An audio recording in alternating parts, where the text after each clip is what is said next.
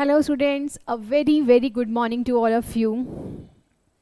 So friends, start करते हैं आज का सेशन और आई होप आप सबकी पढ़ाई बहुत अच्छे से चल रही है.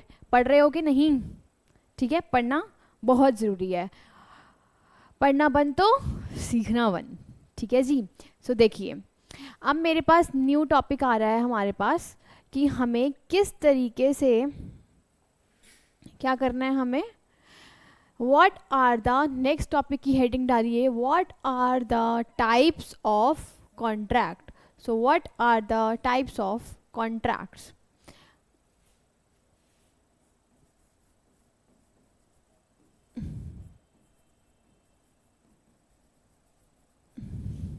सी, हमने लास्ट क्लास में पढ़ा था कि what are the essential requirements of a valid contract, जिसमें बहुत सारे पॉइंट्स थे.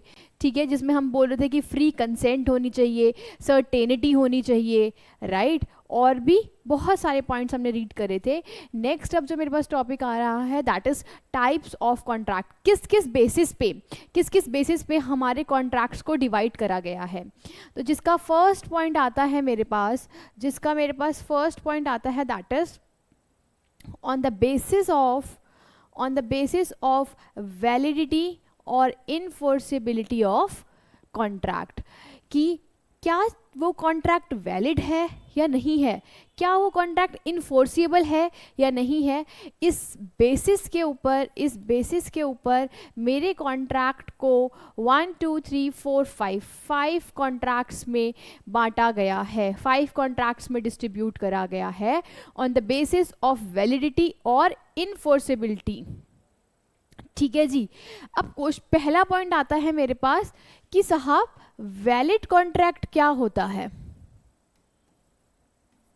बहुत ध्यान से समझेंगे कि एक कॉन्ट्रैक्ट को वैलिड कॉन्ट्रैक्ट कब कहा जाता है.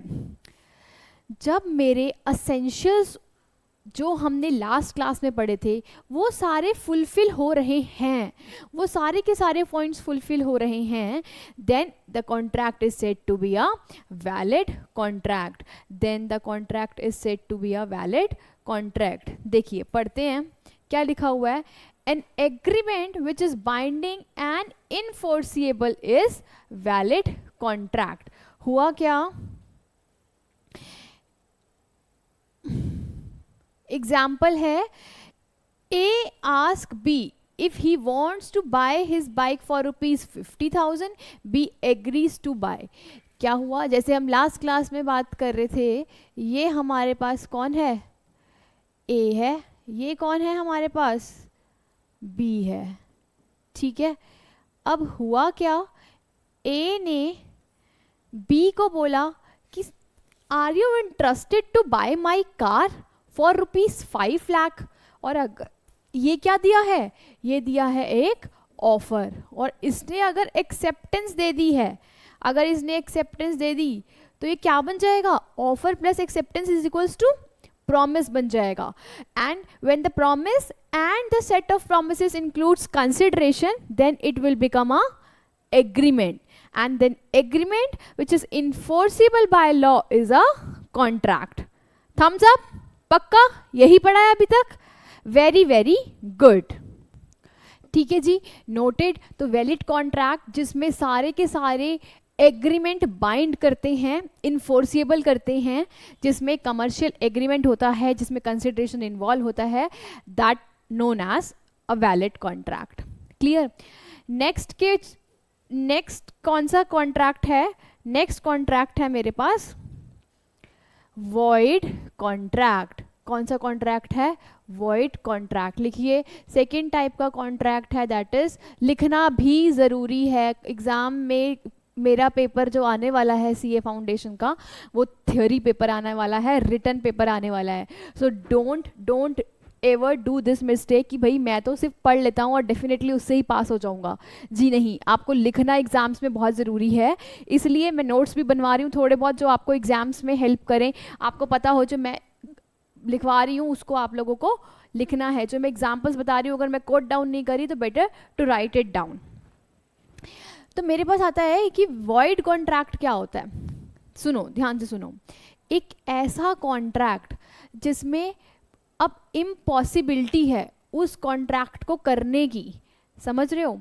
कह रहा है a contract which is ceases to be enforceable by law becomes void when it ceases to be enforceable.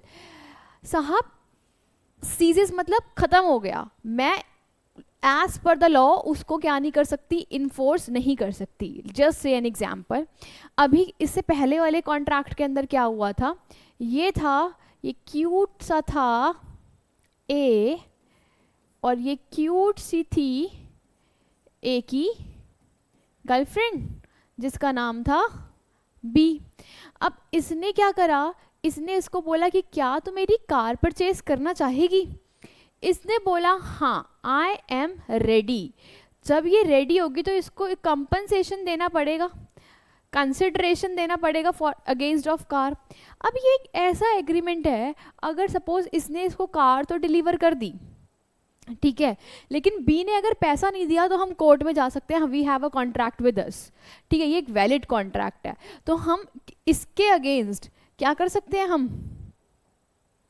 हम ए के अगेंस्ट कोर्ट में, हम सॉरी बी ने पैसा नहीं दिया ना, तो हम बी के अगेंस्ट ए क्या कर सकता है, कोर्ट में जा सकता है कि साहब इसने तो मेरे को पैसा पे किया ही नहीं है।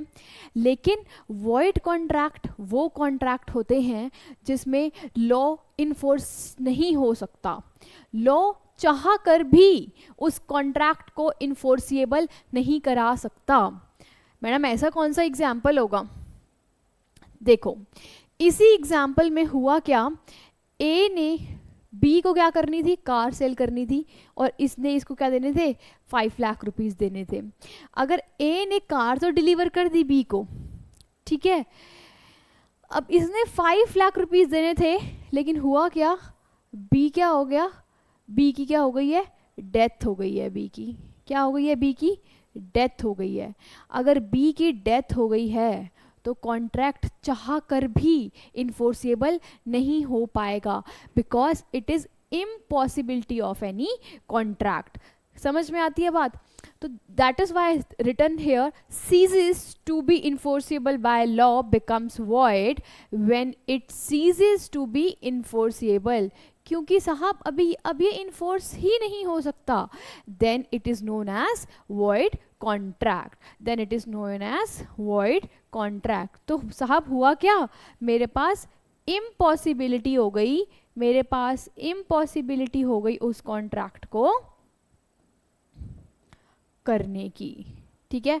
फटाफट से एग्जाम्पल नोट करिए कि मेरे पास इम्पॉसिबिलिटी हो गई कि मैं उस कॉन्ट्रैक्ट को कर नहीं सकता, that is known as void contract. अब हुआ क्या, एक और एग्जाम्पल लेते हैं, एक और एग्जाम्पल लेते हैं, नोट कर लिया हो तो नेक्स्ट एग्जाम्पल लेते हैं हम, नेक्स्ट एग्जाम्पल लेते हैं जिसमें इसी के अंदर ही मेरे पास वॉइड कॉन्ट्रैक्ट में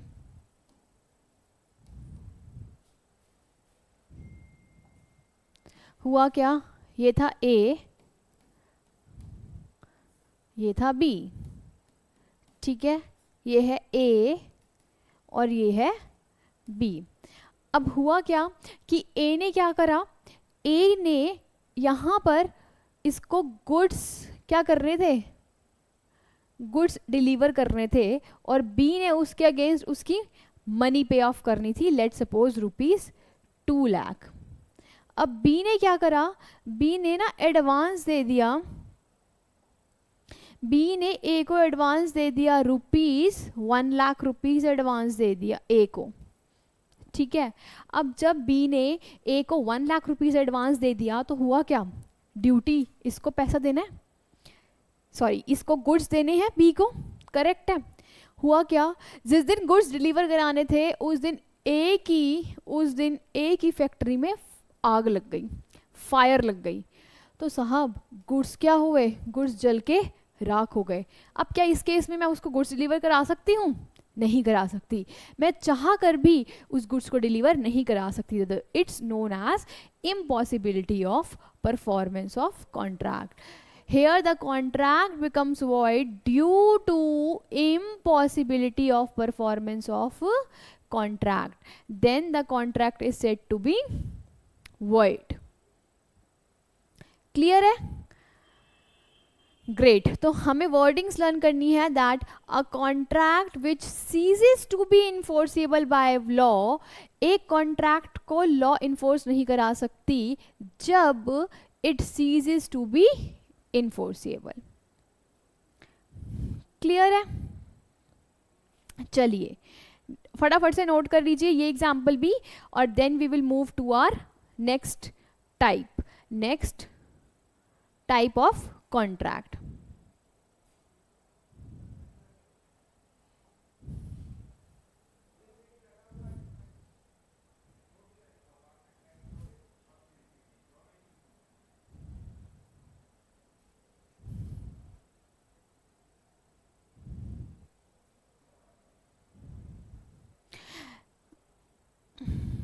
नेक्स्ट क्या आता है हमारे पास साहब? नेक्स्ट हमारे पास आता है थर्ड, दैट इज वॉइडेबल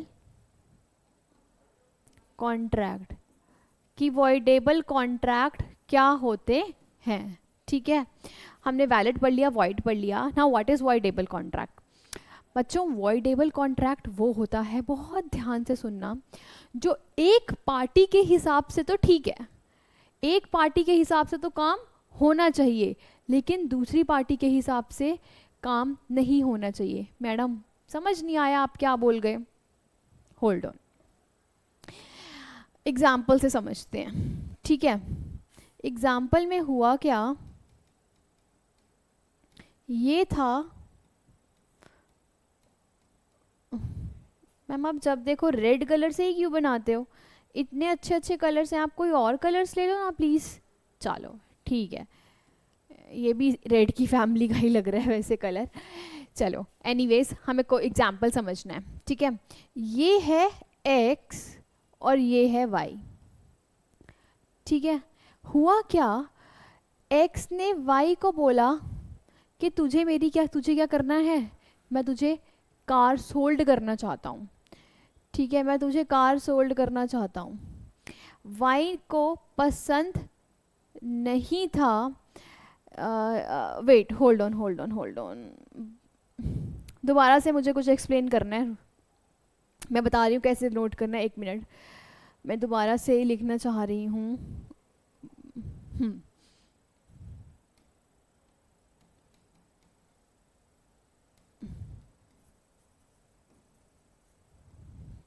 ठीक है, हुआ क्या, ये मेरे पास एक पार्टी थी, ये मेरे पास दूसरी पार्टी थी. ठीक है, इसका नाम है y, इसका नाम है x. जब मैं इस पर्सन की एसेंट ले रही हूँ, रजामंदी ले रही हूँ, लेकिन कैसे ले रही हूँ, गन पॉइंट पे ले रही हूँ कि साहब तुझे मुझे गाड़ी सोल्ड करनी ही करनी पड़ेगी. y ने x को बोला तुझे मुझे गाड़ी सोल्ड अपनी मुझे ही करनी पड़ेगी, मैं तुझे पैसा तो दूंगा, लेकिन तुझे गाड़ी क्या है, सिर्फ और सिर्फ मुझे सोल्ड करनी है, और वो भी 5 लाख रुपए में करनी है. अगर x को कोई और ऑफर मिल रहा है किसी भी थर्ड पार्टी से, लेट सपोज 6 लाख का, 7 लाख का, बट नो, वो due to pressure of y उसको गाड़ी सोल्ड करनी पड़ी है. किसको? y को. तो अगर आप किसी की एसेंट ले रहे हो अंडर, उसकी कंसेंट क्या है, फ्री नहीं है. पढ़ा था ना हमने एसेंशियल्स ऑफ वैलिड कॉन्ट्रैक्ट में कि उसकी कंसेंट क्या है, फ्री नहीं है. अगर उसकी कंसेंट फ्री नहीं है, due to some pressure, due to some misrepresentation, due to some fraud, अगर y क्या कर रहा है, x से एसेंट ले रहा है, that is known as voidable contract. अब इसमें होता क्या है, एक पार्टी ने अगर हाँ कर दिया, अगर x ने बोल दिया, अगर x ने कहीं पर भी कुछ भी मुद्दा नहीं उठाया और x ने बोल दिया कि ठीक है मैं तुझे बेच देता हूँ, तो फिर y पीछे नहीं हट सकता. और ये पीछे हटेगा भी क्यों, क्योंकि y ने तो ऑलरेडी x को धमकाया हुआ था कि तुझे गाड़ी किसको देनी है, सिर्फ और सिर्फ मुझे देनी है.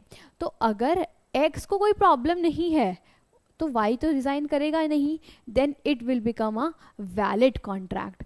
बट अगर एक्स के पास ऑप्शन है कि वो इस कंसर्न को रेस कर सकता है कि मुझे जो कॉन्ट्रैक्ट में एंटर किया जा रहा है वो ड्यू टू सम प्रेशर किया जा रहा है, then it will considered as an voidable contract. देखो पढ़ के देखो क्या लिखा है हमारे पास यहाँ पर, कह रहा है an agreement which is enforceable by law at the option of one or more parties but not at the option of other party is a valid contract। वो कह रहा है an agreement which is enforceable while at the option of one or more parties। ये क्या है, ये है y के y के अकॉर्डिंग तो क्या होना चाहिए, ये enforceable होना चाहिए, लेकिन but not at the option of other party. मेरे एग्जाम्पल में अदर पार्टी कौन है, वो है x, कि उसके अकॉर्डिंग ये इन्फोर्सेबल नहीं होना चाहिए, क्यों, क्योंकि उसको और डील मिल रही है, लेकिन वाई ने उसको गन पॉइंट पे धमकाया हुआ है, इसलिए वो गुड्स किसको सेल कर रहा है, या गाड़ी किसको सोल्ड कर रहा है, वो गाड़ी सोल्ड कर रहा है किसको, वो गाड़ी सोल्ड कर रहा है वाई को। तो एक पार्टी के ऑप्शन से तो वो इन्फोर्सेबल बाय लॉ है, बट दूसरी पार्टी के ऑप्शन से अगर इन्फोर्सेबल बाय लॉ नहीं है, then it will be known as voidable contract. See when the consent of the party is not free, is caused by corrosion, undue influence, misrepresentation and fraud। ये क्या है madam, ये है कि जिस तरीके से आपको आप ये वो एग्जाम्पल हैं या ये वो फैक्टर्स हैं जिसके बेसिस पे आप एक पार्टी को क्या करते हो, प्रेशराइज करते हो। तो इन सब का एक अलग चैप्टर है यूनिट नंबर 3, जहाँ पर हम ये बहुत डिटेल में डिस्कशन करेंगे कि what are all this factors, what are the coercion, undue influence. Clear है जी, समझ में आया वॉइडेबल कॉन्ट्रैक्ट्स क्या होते हैं। वेरी वेरी गुड, फटाफट से एग्जाम्पल्स नोट कीजिए and then we will proceed to the next part.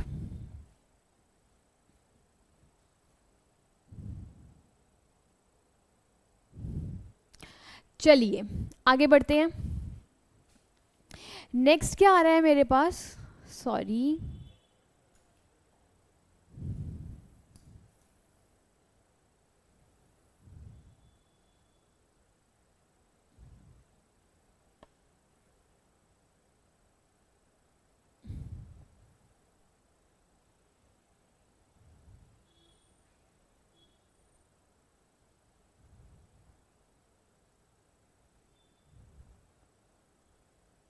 देखो ये एग्जाम्पल क्या है, ये एक बार पढ़ लेते हैं। एग्जाम्पल क्या कह रहा है यहाँ पर, एग्जाम्पल कह रहा है when a person promises to do something for another person but the other person prevents him from performing his promise, leave it। कह रहा है when a party to a contract promise to perform a work within a specified time। हमारा क्या हुआ, ये हम ना घर बनवा रहे हैं, ठीक है, हमने डील करा, ये हम घर का कंस्ट्रक्शन करा रहे हैं एक कंस्ट्रक्टर से, एक कंस्ट्रक्टर से क्या कर रहे हैं, घर बिल्डअप करा रहे हैं, ठीक है। हमने इस कंस्ट्रक्टर को बोला कि तुझे विद इन 6 months में इस कॉन्ट्रैक्ट को कंप्लीट करना है, बट उसने नहीं करा। अब उसने नहीं करा तो अगर ए को कोई प्रॉब्लम नहीं है जिसने कंस्ट्रक्शन का क्या दिया था, अगर ए को कोई प्रॉब्लम नहीं है जिसने कंस्ट्रक्शन का ठेका दिया था, तो that is fine, that is a valid contract. But अगर एक पार्टी के कंसेंट फ्री नहीं है, अगर एक पार्टी को लग रहा है कि नहीं मैं कुछ कर सकता हूँ, when a party to contract promise to perform a work within a specified time but could not perform in that time, the contract is voidable at the option of promisee। तो contract क्या हो जाएगा, voidable हो जाएगा। Clear है, आगे बढ़े, चलिए आगे बढ़ते हैं। मेरे पास डिफरेंस आ रहा है, और बहुत इंपॉर्टेंट क्वेश्चन है। बच्चे बहुत ज़्यादा कंफ्यूज हो जाते हैं कि साहब वैलिड कॉन्ट्रैक्ट क्या होता है और वॉइडेबल कॉन्ट्रैक्ट क्या होता है। ठीक है, तो इसको बहुत अच्छे से अपनी कॉपीज में नोट कर लीजिए, इसको बहुत अच्छे से अपनी कॉपीज में नोट कर लीजिए students, that what is a valid what is a void and voidable contract. ठीक है, ध्यान से सुनेंगे, बहुत बहुत ध्यान से सुनेंगे। हम कहते हैं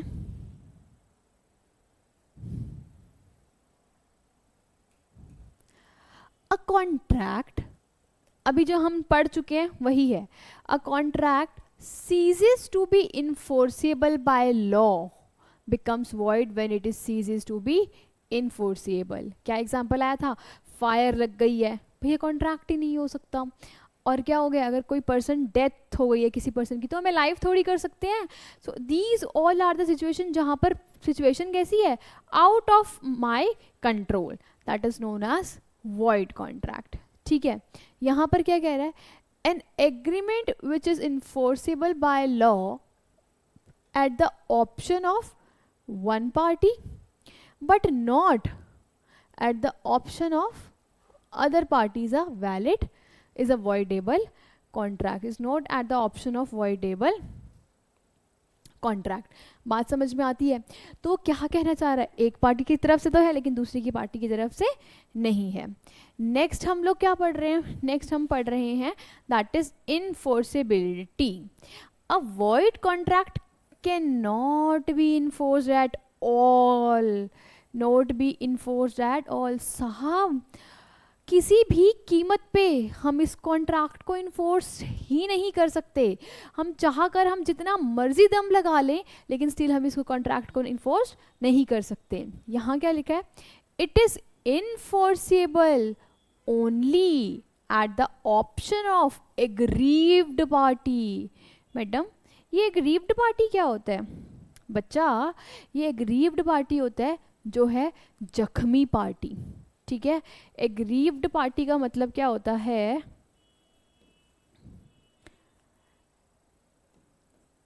एग्रीव्ड पार्टी का मतलब है जख्मी पार्टी। और मेरे एग्जाम्पल में जख्मी पार्टी कौन सी थी, मेरे एग्जाम्पल में जख्मी पार्टी थी एक्स। क्यों? क्योंकि एक्स को क्या करना पड़ रहा था, क्योंकि एक्स को गुड्स और कार बेचनी पड़ रही थी। तो अगर उस एक्स को कोई प्रॉब्लम नहीं है तो हम कॉन्ट्रैक्ट को क्या कर सकते हैं, तो हम कॉन्ट्रैक्ट को इन्फोर्सेबल करा सकते हैं। तो मैं कॉन्ट्रैक्ट को क्या करा सकती हूँ, इन्फोर्सेबल करा सकती हूँ, but not at the option of other party, but दूसरे की पार्टी की तरफ से नहीं करा सकती। ठीक है, नेक्स्ट क्या आता है, कॉज। कॉज कहना चाह रहा है a contract become void due to change in law or change in the circumstances beyond the contemplation of parties। Reason क्या है इसका कि भैया सर्कमस्टांसिस में ही चेंज आ गया ना। जब मेरे पास सर्कमस्टांसिस में चेंज आ गया तो मैं कॉन्ट्रैक्ट को इन्फोर्स्ड ही नहीं करा सकती। क्यों? क्योंकि वो मेरे बियॉन्ड द कंटेम्पलेशन है, मैं बियॉन्ड द कंटेम्पलेशन है, मेरे बियॉन्ड द लेवल ऑफ, जिससे कि मैं क्या कर सकूं, उसको अपने हक में कर सकूं, मैं नहीं कर सकती। नेक्स्ट क्या कह रहा है, a contract becomes voidable if the consent of a party was not free। कह रहा है जब एक पार्टी की कंसेंट फ्री नहीं होगी, a contract becomes a voidable contract if the consent of a party was not free. बोले तो उसकी फ्री नहीं है, मतलब वो फ्रीली अपनी रजामंदी, अपनी कंसेंट नहीं दे पा रहा कि हाँ मुझे तुझे अपनी कार सोल्ड करनी है, बोल ही नहीं पा रहा। क्यों? वो तो बोल रहा है गन पॉइंट पे, अरे भाई ने धमकाया मेरे को, देगा कि नहीं, देगा कि नहीं, देना पड़ेगा। ठीक है, गुंडागर्दी करी है मेरे साथ, तो उसकी कंसेंट क्या है, फ्री नहीं है। जब कंसेंट साहब फ्री नहीं होती then it will be known as avoidable contract. समझ में आता है, समझ में आता है, it's very very important. Change, ठीक है, so it's very very important. So let's quickly revise this and let's quickly do that, ठीक है। it's marked it as an important as well, so marked it as an important, क्योंकि बच्चे को बहुत ज़्यादा confusion होती है, बच्चे को बहुत ज़्यादा कन्फ्यूजन होती है कि मैम वॉइड और वॉइडेबल कॉन्ट्रैक्ट क्यों दिक्कत हमें देते हैं, क्योंकि ये चेंज इन सर्कमस्टांसेस और बियॉन्ड आर कॉन्टेम्पलेशन है, यहाँ पर consent of a party free नहीं होती है। क्लियर है? चलिए आगे देखते हैं, इसमें आगे क्या बताया गया है। इसमें आगे और भी पार्ट्स हैं मेरे पास, क्या बता रहे हैं ये, क्या हो गया, ये फ्रीज की हो गई, ठीक है ठीक है ठीक है, आ गया, ठीक है। नेक्स्ट मेरे पास ये बोल रहा है कि परफॉर्मेंस ऑफ कॉन्ट्रैक्ट, अभी भी हम वॉइड और वॉइडेबल की बात कर रहे हैं, कह रहा है कि परफॉर्मेंस ऑफ द कॉन्ट्रैक्ट क्या होता है, बताओ, अब आप बताओगे मेरे को जल्दी, बिना पढ़े हुए, क्विकली फटाफट से बताओ। कह रहा है अ void contract can not be perform. साहब वॉइड तो हो ही नहीं पाएगा ना, क्यों, क्योंकि इम्पॉसिबिलिटी है, परफॉर्म मैं कैसे कर पाऊंगी। लेकिन ये क्या कह रहा है, if the aggrieved party does not within the reasonable time exercise his right to avoid the contract, any party can sue the other for claiming the performance of the contract। कह रहा है अगर aggrieved party है, कह रहा है जब aggrieved party ही कुछ स्टेप्स नहीं उठा रही तो परफॉर्मेंस ऑफ द कॉन्ट्रैक्ट तो होगा ना। अगर मना करना है तो एग्रीव्ड पार्टी पहले ही मना कर दे, बट अगर मना नहीं कर रही है तो वो कन्वर्ट हो जाएगा एक वैलिड कॉन्ट्रैक्ट में, और फिर आपको अपना कॉन्ट्रैक्ट क्या करना पड़ेगा, फिर आपको अपने कॉन्ट्रैक्ट को परफॉर्म करना पड़ेगा। If the aggrieved party does not within the reasonable time exercise his right to avoid the contract, तो उसको क्या करना पड़ेगा, कॉन्ट्रैक्ट करना पड़ेगा, ठीक है। Next, what are the rights? A void contract does not grant any legal remedy to any party, है ना। void contract में मैं उसको legal remedy तो दे ही नहीं सकती, क्यों, क्योंकि बंदा तो ऑलरेडी क्या हो चुका है, या तो डेथ हो चुका है, या जो गुड्स सोल्ड करने से वो क्या हो चुकी है, उनमें आग लग चुकी है, we can not do anything. But यहाँ पे क्या कह रहा है, the party whose consent was not free has the right to resign the contract. बोला ना कि जिसको आप प्रेशर कर रहे हो उसके पास तो राइट है कि वो मना कर सकता है, दूसरे वाली पार्टी के पास वो तो क्यों ही मना करेगा ना। एक्स और वाई की बात कर रहे थे हम अपने लास्ट एग्जाम्पल में, तो एक्स के पास तो राइट है क्योंकि उससे गन पॉइंट पे क्या ले रखा है, बोल रखा है कि कार तुझे बेचनी ही बेचनी है, बट वाई तो क्यों ही रिजाइन करेगा ना, राइट। तो उसके पास तो राइट है, if so resign it becomes a void contract, if it is not resigned it becomes a valid contract. The party whose consent not free has a right to resign the contract within a reasonable time. If so resigned, it becomes a void contract. If it is not resigned, then it becomes a valid contract. ठीक है जी, बात समझ में आती है। तो कहने का मतलब कॉन्ट्रैक्ट क्या है, इसके पास राइट है, एक्स के पास राइट है, या तो वो कॉन्ट्रैक्ट राइट है, अगर वो अपना राइट एक्सरसाइज करता है तो कॉन्ट्रैक्ट बन जाएगा वॉइड। अगर अपना राइट एक्सरसाइज नहीं करता, एक्स अगर अपना एक्सरसाइज राइट नहीं करता है, अगर अपना एक्सरसाइज नहीं करता है, अगर अपना राइट एक्सरसाइज नहीं करता है एक्स, तो क्या हो जाएगा, ये कॉन्ट्रैक्ट वैलिड बन जाएगा। तो कुल मिला के कहने का मतलब क्या है, एक्स के पार्ट पे कॉन्ट्रैक्ट क्या है, वॉइडेबल है, ठीक है। वो चाहे तो इस कॉन्ट्रैक्ट को वॉइड कर सकता है, वो चाहे तो इस कॉन्ट्रैक्ट को क्या कर सकता है, वैलिड कर सकता है। अगर उसने ये केस उठा लिया कि भैया ये जो मेरे को कार सोल्ड करने के लिए कह रहा है, ये कैसे कह रहा है, गन पॉइंट पे कह रहा है, तो कॉन्ट्रैक्ट वॉइड। अब इम्पॉसिबिलिटी है, वो कॉन्ट्रैक्ट हो ही नहीं सकता, बट अगर उसने कुछ नहीं कहा then it will become a valid contract. Clear है? That is why it is voidable at the option of X. चलिए नेक्स्ट पढ़ते हैं। नेक्स्ट क्या बताया जा रहा है? नेक्स्ट बताया जा रहा है मेरे पास what are the illegal contracts. अभी तक हमने टाइप्स ऑफ कॉन्ट्रैक्ट्स जो हम पढ़ रहे थे उसमें ऑन द बेसिस ऑफ इनफोर्सेबिलिटी में हमने valid, void, voidable, now the fourth one is illegal contract पे आ गए हैं। ठीक है, इलीगल कॉन्ट्रैक्ट क्या कहता है साहब, ध्यान सुनना। इलीगल कॉन्ट्रैक्ट कहता है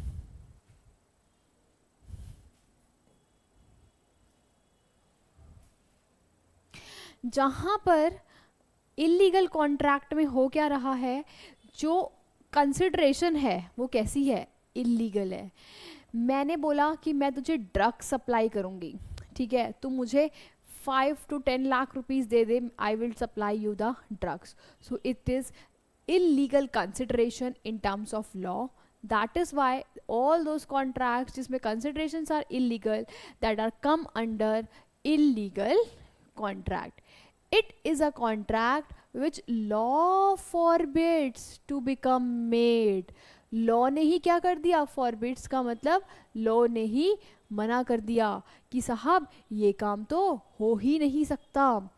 The court will not enforce such a contract, but also the connected contracts and illegal agreements are void. But all void agreements are not necessary to be illegal. ठीक है, जो void agreements होते हैं, क्या कह रहा है वो, कह रहा है all illegal agreements are void. Important है, पेपर में आ सकता है। क्या है, कह रहे सारे के सारे इलीगल एग्रीमेंट्स तो वॉइड होते हैं, लेकिन सारे के सारे void agreements not necessary to be illegal. क्यों? क्योंकि मेरे पास वॉइड एग्रीमेंट हुआ था कि साहब इम्पॉसिबिलिटी है कॉन्ट्रैक्ट को करने के लिए, लेकिन इम्पॉसिबिलिटी है due to fire, due to death. इसका मतलब ये नहीं है कि वो एग्रीमेंट ही इलीगल था, वो अब वॉइड हो चुका है due to impossibility of contract.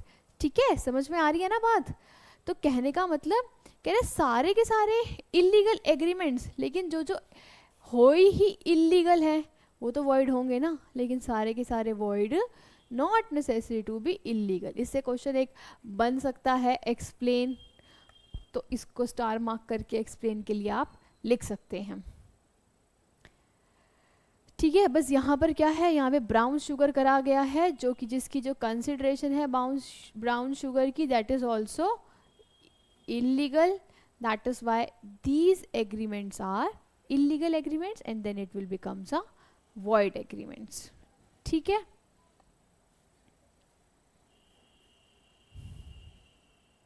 आगे चलते हैं।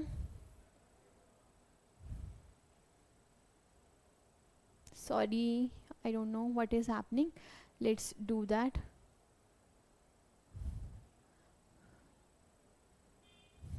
Fine.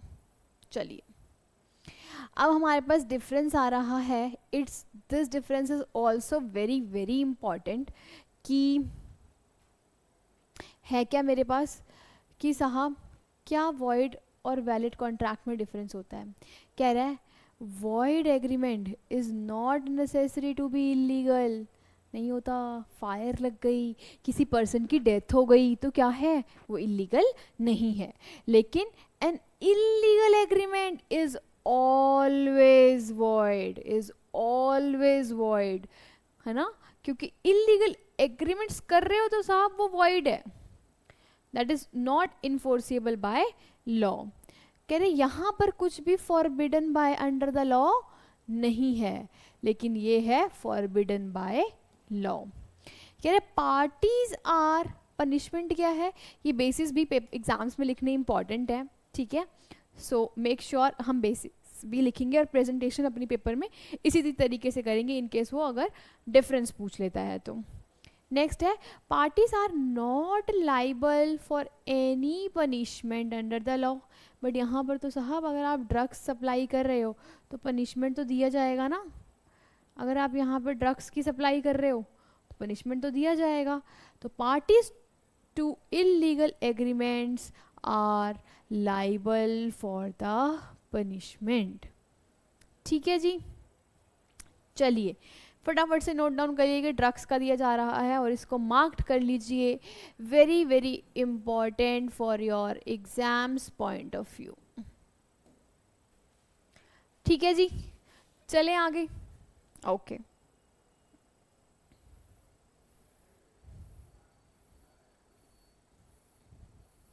नेक्स्ट पॉइंट क्या आ रहा है मेरे पास, collateral agreement. It's not necessary that, क्या कह रहा है question, it's not necessary that agreements collateral to void agreements में ऑल्सो भी वॉइड। कोलेट्रल का मतलब होता है कि साथ में अगर कोई एग्रीमेंट कर रहे हो तो, ठीक है, अगर कोई एक एग्रीमेंट के साथ कोलेट्रल सिक्योरिटी होती है ना, मतलब डुअल सिक्योरिटी। कोलेट्रल मतलब अगर आप दो चीजें एक साथ कर रहे हो तो कह रहे हैं it's not necessary that agreements collateral to void agreement is also void, it may be valid also.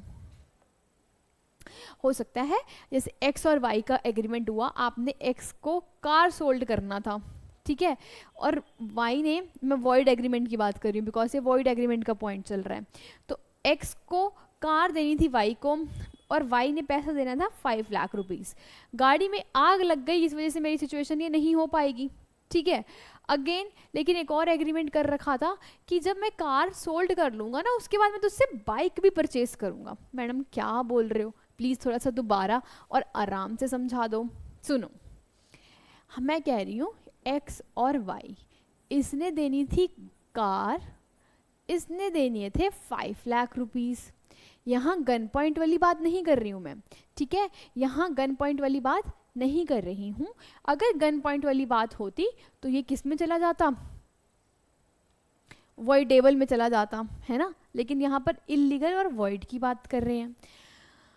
तो यहाँ पर अगर इम्पॉसिबिलिटी कब हो जाएगी कि जब गाड़ी में क्या लग गई है, लेट सपोज गाड़ी में फायर हो गई है, या फिर गाड़ी का क्या हो चुका है, एक्सीडेंट हो चुका है, या फिर गाड़ी का क्या हो चुका है, सॉरी, गाड़ी का क्या हो चुका है स्टूडेंट्स, गाड़ी का हो चुका है ना, गाड़ी का क्या हो चुका है, लेट सपोज अगर गाड़ी का हो चुका है एक्सीडेंट, तो मैं वो वर्क परफॉर्म नहीं कर पाऊंगी। एक्स और वाई में ये डीलिंग हुई थी कि पहले तो हम गाड़ी के डीलिंग करेंगे, उसके बाद ना मुझे स्कूटी भी परचेज करनी है, ठीक है, ये एग्रीमेंट साथ साथ हुए हैं, it is known as collateral agreement. तो कह रहा है अगर जो साथ साथ एग्रीमेंट हो रखे होते हैं वो वॉइड नहीं होता, अगर एक वॉइड है तो दूसरा वैलिड हो सकता है।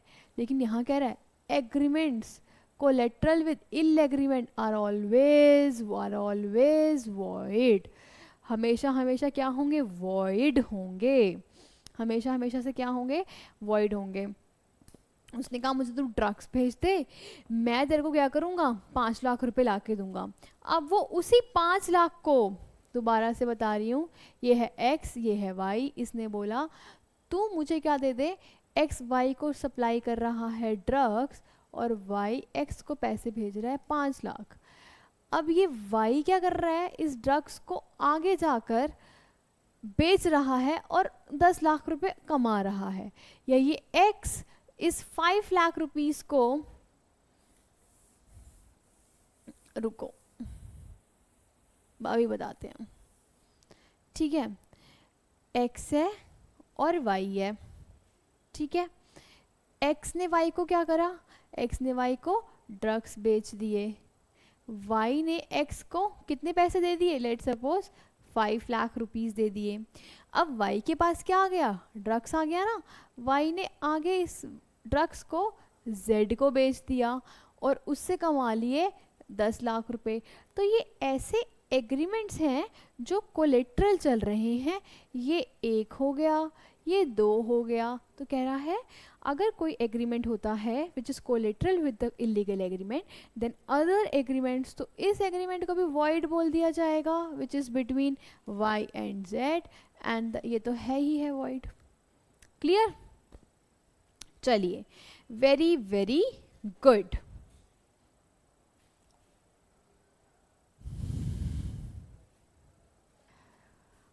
चलिए हम आगे करते हैं।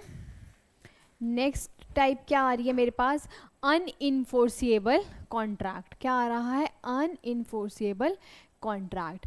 कह रहा है where a contract is good in substance but become of some technical defect, that is absence in writing or barred by limitation, one or both the parties cannot sue upon it, it is described as unenforceable contract। उस contracts को क्या कह दिया जाता है? ये contract है unenforceable। चलिए एग्जाम्पल से समझते हैं। हुआ क्या, आपकी मम्मी ने नहीं, चलो मम्मी को छोड़ो, आप अपने लिए शॉपिंग करने गए किसी मॉल से, आप अपने लिए एक बढ़िया सा सूट लेकर आए। ठीक है, आप एक बढ़िया सा सूट लेकर आए एक मॉल से। हुआ क्या, आप जब सेलर ने आपको एक बिल दिया, उसमें लिखा हुआ था रिटर्न पॉलिसी। रिटर्न, जो चीज़ आपने टी शर्ट या शर्ट या सूट जो भी आपने परचेज करा है, उसको रिटर्न करने का टाइम ड्यूरेशन है विद इन 7 डेज। ठीक है, कितना ड्यूरेशन है? विद इन 7 डेज में आप उस गुड्स को रिटर्न कर सकते हो। बट हुआ क्या, आप रिटर्न करने ही नहीं गए। आपको याद आया, आप जब उसके पास दोबारा रिटर्न करने गए उसको, क्योंकि आपको पसंद नहीं आ रहा था, आप जब वो घर में लेकर आए तो आपको लगा नहीं मुझे फिट ठीक नहीं है, मैं इसको रिटर्न कराऊंगा, एंड देन यू फॉरगॉट। आप रिटर्न कराने गए after 1 month, so is it enforceable contract? The answer is no, it is not enforceable contract. वो क्या हो जाएगा? अनइनफोर्सेबल हो जाएगा। क्यों? Barred by limitation. जितना आपको टाइम दिया गया था उस टाइम फ्रेम में आप नहीं आए, तो आप जहाँ से भी मॉल से लाए हैं वो आपको रिटर्न नहीं करके देने वाला ना। वो कह रहेगा भाई मैंने तेरे को टाइम दिया था, अगर विद इन वीक में अगर तुझे कराना है तो करा ले, तू नहीं करा के आ रहा, so that it is not enforceable on me. Clear है जी? या फिर अगर आपको कोई एग्रीमेंट चाहिए था, बट वो एग्रीमेंट कैसे चाहिए था? राइटिंग में। ठीक है, इंश्योरेंस का एग्रीमेंट चाहिए, मुझे चाहिए राइटिंग में। आप ओरल इंश्योरेंस करा कर आ गए, तो भाई अगर तुम्हें कुछ हो गया और तुमने इंश्योरेंस का एग्रीमेंट ओरल करा रखा है, तो क्या वो इन्फोर्सिबल होगा? No madam, it is not enforceable, because जहाँ पर जिस कॉन्ट्रैक्ट की रिक्वायरमेंट है कि आपको वो राइटिंग में चाहिए, so it must be in writing. वो कॉन्ट्रैक्ट कैसा होना चाहिए? वो कॉन्ट्रैक्ट राइटिंग में ही होना चाहिए। ठीक है, that is why it is known as unenforceable contract. चलिए देखते हैं।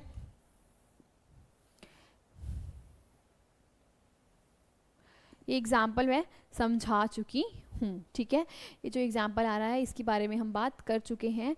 तो अभी तक हम लोगों ने क्या करा है बच्चे? अभी तक हम लोगों ने टाइप्स ऑफ कॉन्ट्रैक्ट्स रीड कर लिया है। दोबारा से मैं क्विकली आप लोगों को रिकैप करा रही हूँ, कि मेरे पास टाइप्स ऑफ कॉन्ट्रैक्ट्स थे, और इस टाइप्स ऑफ कॉन्ट्रैक्ट में हम क्या कर चुके हैं? इन्फोर्सिबिलिटी के बेसिस पे मेरे पास कॉन्ट्रैक्ट्स को डिवाइड किया गया था वैलिड कॉन्ट्रैक्ट में, फिर किया गया था वॉइड में, वॉइडेबल में,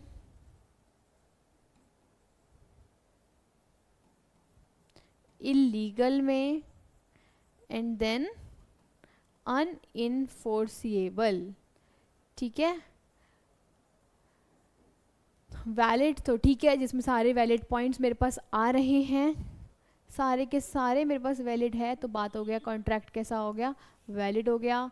वॉइड में इम्पॉसिबिलिटी और बियॉन्ड माई सर्कमस्टांसिस है।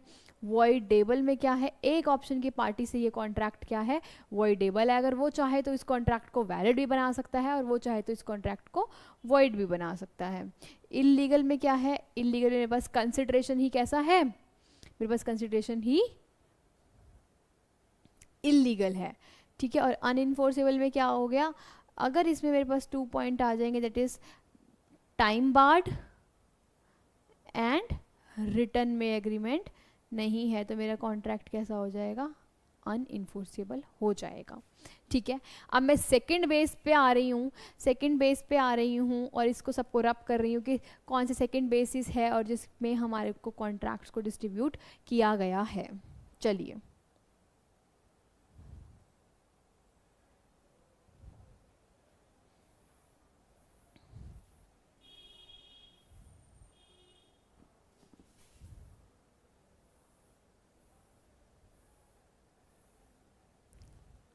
चलिए लेट्स स्टार्ट।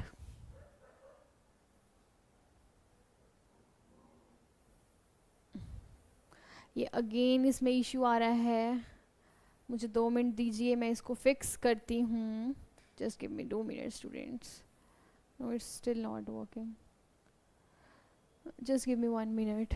चलिए अब मेरे पास नेक्स्ट बेस आ रहा है ऑन द बेसिस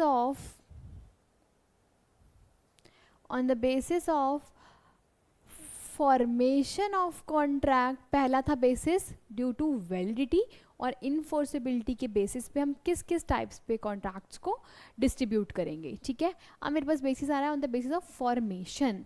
तो पहला जिसका पॉइंट क्या है, पहला पॉइंट कह रहा है एक्सप्रेस कॉन्ट्रैक्ट। कह रहा है a contract would be express contract if the terms are expressed. कैसे एक्सप्रेस्ड कर रही हैं टर्म्स, थ्रू वर्ड्स और इन राइटिंग, ठीक है। एग्जाम्पल देखो, कह रहे A tells B on telephone that he offers to sell his house for ₹20 lakh and B informs that he accept the offer. कुल मिला के कहने का मतलब क्या है कि आप जिस भी कॉन्ट्रैक्ट में एंटर करना चाहते हो तो आपको एक्सप्रेस्ड करना पड़ेगा अपनी फीलिंग्स। या तो आप एक्सप्रेस कैसे कर सकते हो, रिटर्न में, या आप कैसे एक्सप्रेस कर सकते हो, ओरली। तो ए ने बी को टेलीफोन किया, बी ने बोला हाँ मैं तेरा घर खरीदना चाहता हूँ, so this is known as expressed contract, ठीक है जी। नेक्स्ट क्या आता है मेरे पास, नेक्स्ट आता है मेरे पास, ठीक है, एक्सप्रेस मतलब या तो आप वर्ड्स या तो आप राइटिंग में क्या कर दीजिए, उस कॉन्ट्रैक्ट को इन वर्ड्स और इन राइटिंग में उस कॉन्ट्रैक्ट को बता दीजिए, उस कॉन्ट्रैक्ट को एक्सप्रेस्ड कर दीजिए। नेक्स्ट आता है इम्प्लाइड कॉन्ट्रैक्ट। क्या होता है madam, implied contract in contrast some in existence by implications। अगर आप कुछ एक्शन से बता रहे हो, अगर आप कुछ एक्शन से बता रहे हो या कंडक्ट ऑफ द पार्टीज और course of dealing between them contemplate such implied contract। Example सुनो, हुआ क्या, अगर आपने क्या करा, अगर आपने ट्रेवल करके आ रहे हो, ठीक है, अगर आप ट्रेवल करके आ रहे हो, आप ट्रेन से उतरे और कूली ने क्या करा, आपका सामान बोला साहब साहब मैं आपका सामान उठा रहा हूँ, मैं ले चलता हूँ, मैं ले चलता हूँ। कूली आपको क्या दे रहा है, कूली आपको ऑफर दे रहा है कि मैं आपका सामान उठाने के लिए तैयार हूँ। बट आप क्या कर रहे हो, आप सोच रहे हो अभी कि उसको हाँ बोलूँ ना बोलूँ, या आपने ऐसा एक्सप्रेशन कर दिया है ना, आप इस तरीके से एक्शन कर रहे हैं या कंडक्ट कर रहे हैं, आप बाय वर्ड्स ओरल और रिटन तो नहीं बता रहे, ठीक है, लेकिन स्टिल आप अपने कंडक्ट से, आपके वॉक टॉक से, आपके एक्शन से या आइज से आपने एक्सप्रेशन दे दिया कि उठा ले, ठीक है, तो भी उस कॉन्ट्रैक्ट को कॉन्ट्रैक्ट वैलिड कॉन्ट्रैक्ट बोला जाएगा और उसको बोला जाएगा it is known as implied contract. Implied मतलब ये माना जाएगा कि आप कॉन्ट्रैक्ट में एंटर हो चुके हो। अब उसने क्या करा, आपका सामान उठाया और सामान उठाकर सीधा पहुंच गया जहाँ पर भी आपको नेक्स्ट आपको अपना कन्वेंस लेना था। तो आपने ना तो ओरली बोला उसको, ना रिटर्न में लिख के बोला, बट स्टिल आपको उसको पैसे देने पड़ेंगे, है ना। क्यों? क्योंकि आपने कैसे बताया है, आपने ड्यू टू एक्शंस और अपने कंडक्ट से क्या कर दिया है, उस कॉन्ट्रैक्ट में एंट्रेंस ले ली है, उस कॉन्ट्रैक्ट में आप लोग एंटर हो चुके हो। ठीक है। सिमिलरली अगर आप कहीं कॉफ़ी पीने जा रहे हो, कहीं रेस्टोरेंट पे जा रहे हो, उसने पूछा साहब मैं क्या आपके लिए कॉफ़ी ले आऊँ, आपने बाय एक्शंस बोल दिया येस, तो it will be known as क्या चीज़, अ इम्प्लाइड कॉन्ट्रैक्ट। क्लियर है जी? चलिए चलिए चलिए, ये देखिए यहाँ पर यही कूली का ही एग्जाम्पल है। Coolie in uniform picks up the luggage of a to be carried by railway station without being asked by A and A। चलो मैंने तो बोला था कि हाँ तुमने कुछ एक्शंस करा है थ्रू आइज, ये कह रहा है उसने उससे पूछा ही नहीं। उसने क्या करा, उससे पूछा ही नहीं और कूली क्या करने लग गया, सीधा सामान उठाकर ले। और अगर आपने उसको मना भी नहीं किया, मना नहीं करोगे तो अगर कोई आपका सामान उठा रहा है तो you must pay for that ना, तो आपको पेमेंट करनी पड़ेगी, पेमेंट करनी पड़ेगी। Clear students? चलिए आगे चलते हैं। अब एक और मेरे पास कॉन्ट्रैक्ट आता है इम्प्लाइड कॉन्ट्रैक्ट के अंदर ही, दैट इज, आजा बेटा, आ गया that is tacit contract. Tacit contract क्या होता है मैडम? टैसिट कॉन्ट्रैक्ट वो होता है स्टूडेंट जिसमें हम लोग क्या कर रहे हैं, बिल्कुल ही साइलेंट है। इम्प्लाइड में क्या करा, मैंने कंडक्ट करा, ठीक है, या फिर मैंने क्या करा, इम्प्लाइड कॉन्ट्रैक्ट्स में या तो मैंने कंडक्ट करा या फिर मैंने क्या करा, मैंने कंडक्ट करा या फिर मैंने एक्शंस के थ्रू काम करा। लेकिन टैसिट कॉन्ट्रैक्ट बोल रहा है कि इस टैसिट कॉन्ट्रैक्ट में आप प्योरली कैसे हो, आप प्योर साइलेंट हो। इस टैसिट कॉन्ट्रैक्ट में आप प्योरली साइलेंट हैं। जैसे कि एग्जाम्पल में मेरे पास आ रहा है एटीएम मशीन। आप पैसा, आपने एटीएम मशीन को इंस्ट्रक्शंस दी कि मुझे 10,000 रुपीज़ निकालने हैं। इसने बिना कुछ सुने, बिना कुछ बोले, utter a single word, single action तो दे ही नहीं सकती, कंडक्ट तो कर नहीं सकती, निकाल के दे दिए इस एक्स को पैसे। तो ये क्या हो जाएगा, क्या हो जाएगा students? It is known as tacit contract, जहाँ पर आप क्या हो, बिल्कुल ही कैसे हो, साइलेंट हो, बिल्कुल कैसे हो, साइलेंट हो। ठीक है जी, बात समझ में आती है? Good good good.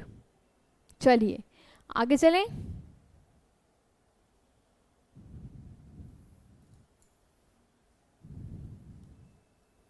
नेक्स्ट क्या आ रहा है मेरे पास, थर्ड टाइप क्या आ रहा है कॉन्ट्रैक्ट का, दैट इज क्वाजी कॉन्ट्रैक्ट। क्या आ रहा है, that is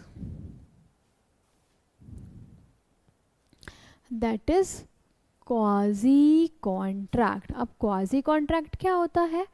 a quasi contract is not an actual contract but it resembles as contract. The law creates and enforces legal rights and obligation when no real contract is exist. It is a contract in which there is no intention on part of either of the party to make a contract, but law but ये क्या लिख दिया,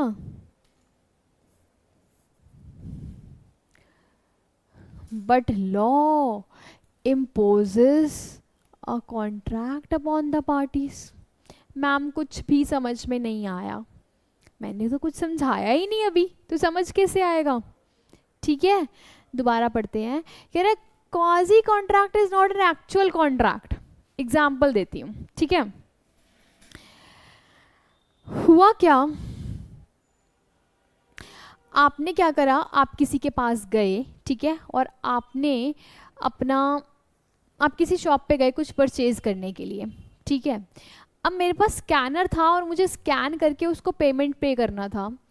by chance payment चली गई दूसरे वाले scanner पे। दो कॉरस्पॉन्डिंग शॉप थी, मैं कहीं से परचेज करने गई, स्टेशनरी परचेज करने गई, और साथ वाली गारमेंट्स की शॉप थी। तो उन दोनों के स्कैनर एक साथ लगे हुए थे और जो मेरी पेमेंट है वो चली गई गारमेंट्स वाली शॉप के पास, ठीक है।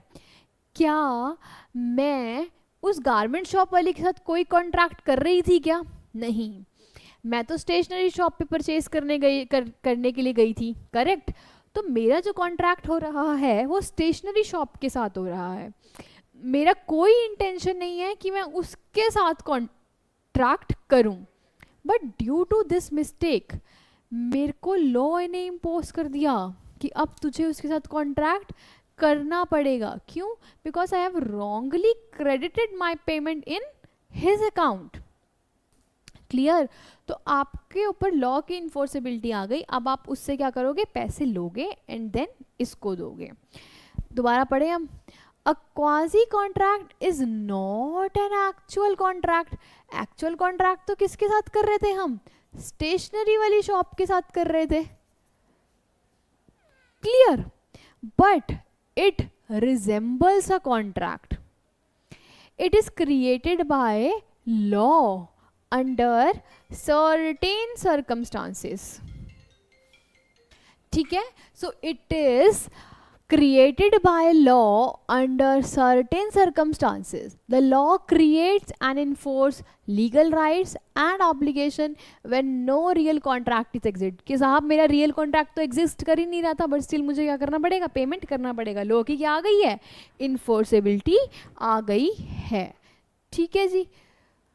In other words, it is a contract in which there is no intention on either of the party. किसी का कोई इंटेंशन थोड़ी था यार कि उसको मुझे पेमेंट करना पड़ेगा और गारमेंट शॉप वाले के साथ मेरा पेमेंट हो जाएगा। नहीं, कोई भी ऐसा कुछ भी था ही नहीं, बट स्टिल मुझे लॉ ने इन्फोर्स कर दिया कि मुझे उसके साथ कॉन्ट्रैक्ट करना पड़ेगा। देखो एग्जाम्पल क्या है, कह रहे obligation of finder of a lost goods to return them to the true owner और liability of the person to whom money is paid repay it back. It cannot be said to be arise out of a contract even in it remotest sense as there is neither offer, कोई भी offer acceptance नहीं दिया था ना हमने garments वाली shop को, वही बता रहा है, and there is said to be a quasi contract। ठीक है जी, समझ में आ गया। चलिए आगे बढ़ते हैं। फोर्थ क्या कॉन्ट्रैक्ट आ रहा है मेरे पास, फोर्थ कॉन्ट्रैक्ट आ रहा है ई कॉन्ट्रैक्ट। ई कॉन्ट्रैक्ट क्या होता है, ई कॉन्ट्रैक्ट्स वो होते हैं जो आप इलेक्ट्रॉनिकली मीडियम से किसी कॉन्ट्रैक्ट में ऐड ऑन हो जाते हैं। जैसे कि आपने किसी भी एग्जामिनेशन की फीस भरी है, दैट इज ऑनलाइन मीडियम से। कुछ आप परचेज कर रहे हो, अमेजोन से ऑर्डर कर रहे हो, फ्लिपकार्ट से ऑर्डर कर रहे हो, तो कैसे परचेज कर रहे हो, ऑनलाइन मीडियम से। All those contracts are known as e-contracts when a contract is entered by two or more parties using the electronic means. These are known as EDI or cyber contracts और mouse click contract। ठीक है, इन सबको बोला जाता है e-contract। तो अभी तक हमने on the basis of formation में भी कॉन्ट्रैक्ट्स पढ़ चुके हैं। फॉर्मेशन के बेसिस में कौन से पढ़े हैं, express contract, implied contract and then quasi contract and number fourth is e contract. अब हम आगे बढ़ रहे हैं और आगे अब हम कौन सा कॉन्ट्रैक्ट पढ़ने जा रहे हैं, आगे पढ़ने जा रहे हैं on the basis of performance of the contract. हमारे पास किस किस बेसिस पे कॉन्ट्रैक्ट्स को बांटा गया है। चलिए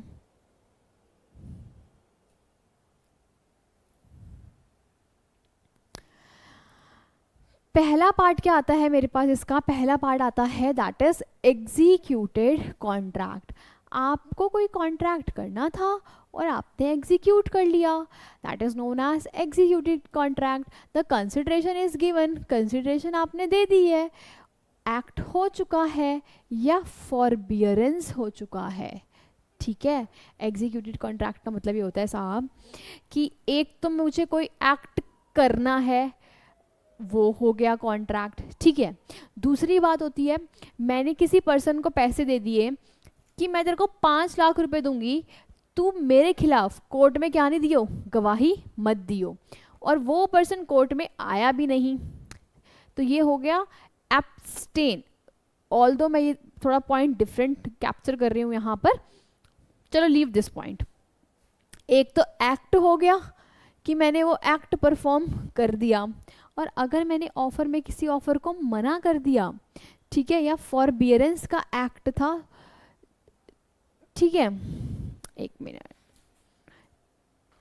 ठीक है, फॉरबियरेंस का एक्ट था मतलब मना करने का कॉन्ट्रैक्ट था। The same example is exist here कि मैंने कोर्ट को में एक पर्सन को मना करा था, फॉरबियरेंस मतलब मना किया था, और वो एक्चुअल में उसने एक्ट को परफॉर्म करा, ना आकर कोर्ट में ना आकर उसने उस एक्ट को परफॉर्म कर दिया, तो मैं भी इन दोनों चीज़ों को ऑन रिकॉर्ड लूंगी and then it will become executed. Execute मतलब हो गया ना कॉन्ट्रैक्ट।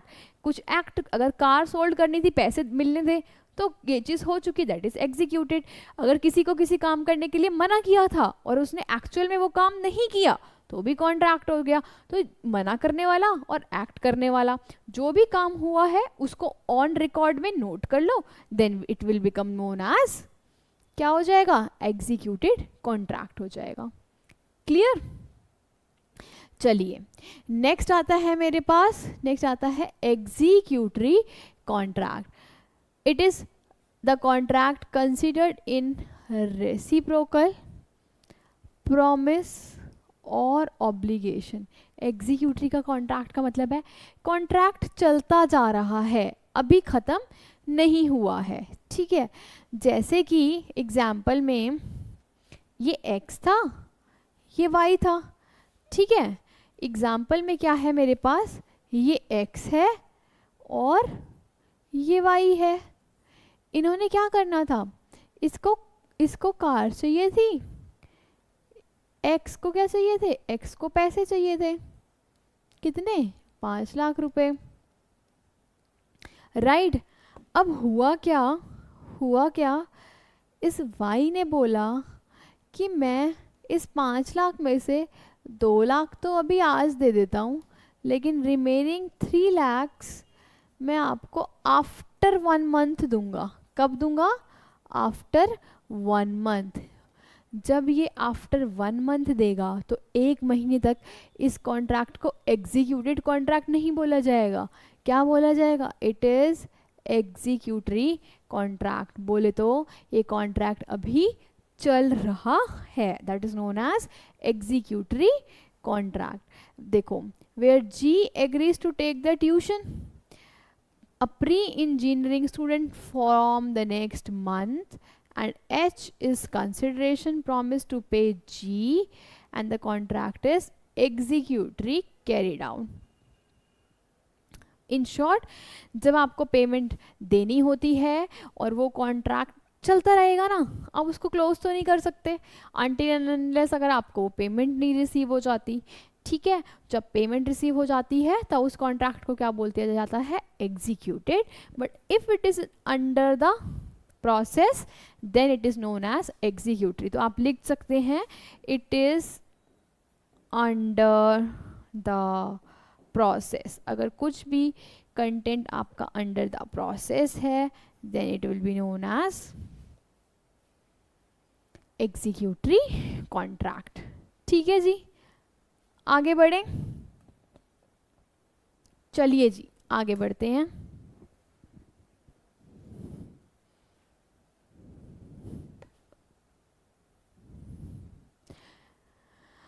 अब मेरे पास एग्जीक्यूटेड कॉन्ट्रैक्ट को, सॉरी, अब मेरे पास एग्जीक्यूटेड तो खत्म हो गया ना उतने में ही, लेकिन मेरे पास एग्जीक्यूटरी को 2 पार्ट्स में डिवाइड करा गया है, that is unilateral and bilateral. अब मेरे पास यूनिलेटरल क्या होता है और बायलेटरल क्या होता है। देखो, मेरे लास्ट एग्जाम्पल ने वाई ने पैसे देने थे, ठीक है। जब ये पैसे देने वाली बात या फिर प्रोसेस ऑफ द कॉन्ट्रैक्ट सिर्फ एक पार्टी की तरफ से पेंडिंग है, that is known as unilateral contract. लेकिन अगर ये प्रोसेस दोनों पार्टीज की तरफ से पेंडिंग है, then it is known as bilateral contract. Unilateral बोले तो, यूनिलेटरल मतलब सिंगल पार्टी के पार्ट से पेंडिंग है, दैट इज यूनिलेटरल। बट अगर दोनों पार्टीज के पार्ट से पेंडिंग है, then it is known as bilateral contract. ठीक है, यही बात बताई गई है इसके अंदर। A contract which is one-sided contract in which party has to perform the duty is outstanding. Outstanding बोले तो पेंडिंग है ना, तो एक पार्टी के हिसाब से पेंडिंग है, तो ये यूनिलेटरल। मैडम बायलेटरल में कैसे होगा? यूनिलेटरल का एग्जांपल तो आपने जो दिया था वो तो समझ में आ गया है, ठीक है। बायलेटरल कैसा हो गया स्टूडेंट? बायलेटरल का मतलब मैंने किसी को प्रॉपर्टी सोल्ड करी, ठीक है। अब मैंने अगर प्रॉपर्टी सोल्ड करी तो मुझे क्या मिल गया? क्या मिलेगा मुझे? हाउस मिलेगा। लेकिन मैंने बोला कि मैं इसके ना रजिस्ट्री के पैसे आपको बाद में दे दूंगा। वाई ने बोला रजिस्ट्री के पैसे आपको बाद में दे दूंगा, तो एक्स ने बोला ठीक है, मेरे पार्ट पे भी कुछ डॉक्यूमेंटेशन पेंडिंग है जो कि मैं आपको बाद में दे दूंगा। तो आउटस्टैंडिंग है चीज़ें, लेकिन कैसे आउटस्टैंडिंग है? दोनों पार्टीज के पार्ट पे ये चीज़। अब bilateral contract is one where the obligation is pending और outstanding on the part of both the parties. यहाँ वन साइडेड की तरफ से आउटस्टैंडिंग था और यहाँ पर बोथ द पार्टीज के पार्ट पे क्या है? आउटस्टैंडिंग है। क्लियर है जी? गुड। चलिए, ये हमारा खत्म हो गया नाउ कि हमारे को किस किस हिसाब से हमारे को कॉन्ट्रैक्ट आए।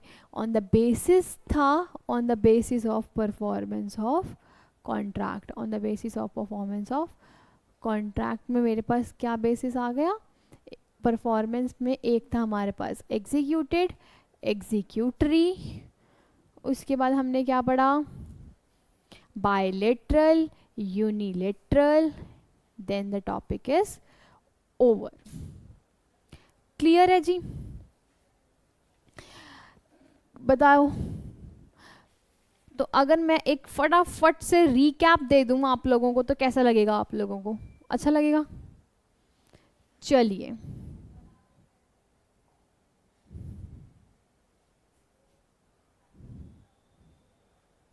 ठीक है। तो टाइप्स ऑफ कॉन्ट्रैक्ट में स्टूडेंट्स फटाफट से इधर देखेंगे तो टाइप्स ऑफ कॉन्ट्रैक्ट में हमने क्या कर चुके हैं? टाइप्स ऑफ कॉन्ट्रैक्ट मेरे पास 3 टाइप्स ऑफ कॉन्ट्रैक्ट्स थे on the basis of validity और इनफोर्सिएबिलिटी पे, ठीक है।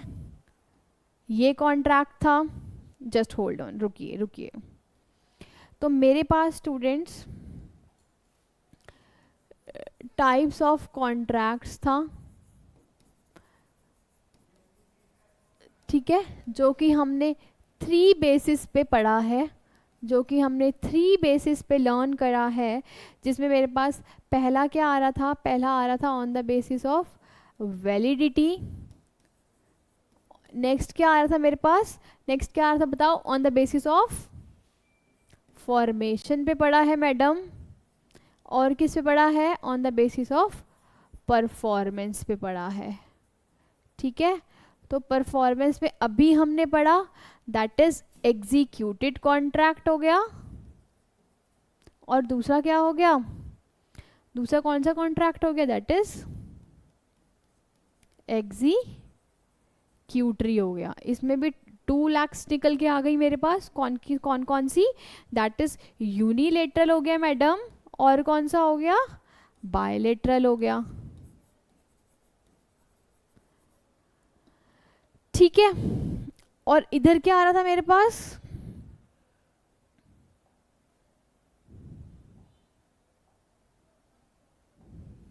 ठीक है, इधर मेरे पास क्या आ रहा था? On the basis of validity में हमने पढ़ा था वैलिड कॉन्ट्रैक्ट मैडम, फिर हमने पढ़ा था वॉइड कॉन्ट्रैक्ट मैडम, फिर हमने पढ़ा था वॉइडेबल कॉन्ट्रैक्ट मैडम, फिर हमने क्या पढ़ा था बच्चे? इलीगल कॉन्ट्रैक्ट पढ़ा था, फिर हमने क्या पढ़ा था? दैट इज अनइनफोर्सिएबल कॉन्ट्रैक्ट पढ़ लिया गया था। ठीक है, अब ऑन द बेसिस ऑफ मेरे पास फॉर्मेशन में कौन सा कॉन्ट्रैक्ट आ रहा है? On the basis of formation का मेरे पास कौन सा कॉन्ट्रैक्ट आ रहा है? फटाफट से बता दीजिए, क्या क्या पढ़ चुके हैं हम ऑन द बेसिस ऑफ? इसमें मेरे पास आता है एक्सप्रेस कॉन्ट्रैक्ट, ठीक है, देन आता है madam implied contract, then ma'am हम पढ़ते हैं क्वाजी कॉन्ट्रैक्ट, देन मैम हम पढ़ते हैं ई कॉन्ट्रैक्ट। ठीक है जी, यही पढ़ा है, यही सब पढ़ा है मैडम। वैलिड कॉन्ट्रैक्ट वो वाला कॉन्ट्रैक्ट होता है जिसमें सब कुछ ठीक है, हमने पैसा दिया, कंसिडरेशन दी, हमें गुड्स मिल गए। मैम वॉइड कॉन्ट्रैक्ट कौन सा होता है? मैम अगेन फटाफट से रिवाइज करेंगे मैडम। वॉइड कॉन्ट्रैक्ट वो कॉन्ट्रैक्ट होता है जिसमें क्या हो जाती है? बियॉन्ड सर्कमस्टांसेस सिचुएशन चली जाती है, सर्कमस्टांसेस अनइनफोर्सिएबल हो जाते हैं। मैम वॉइडेबल कॉन्ट्रैक्ट क्या होता है?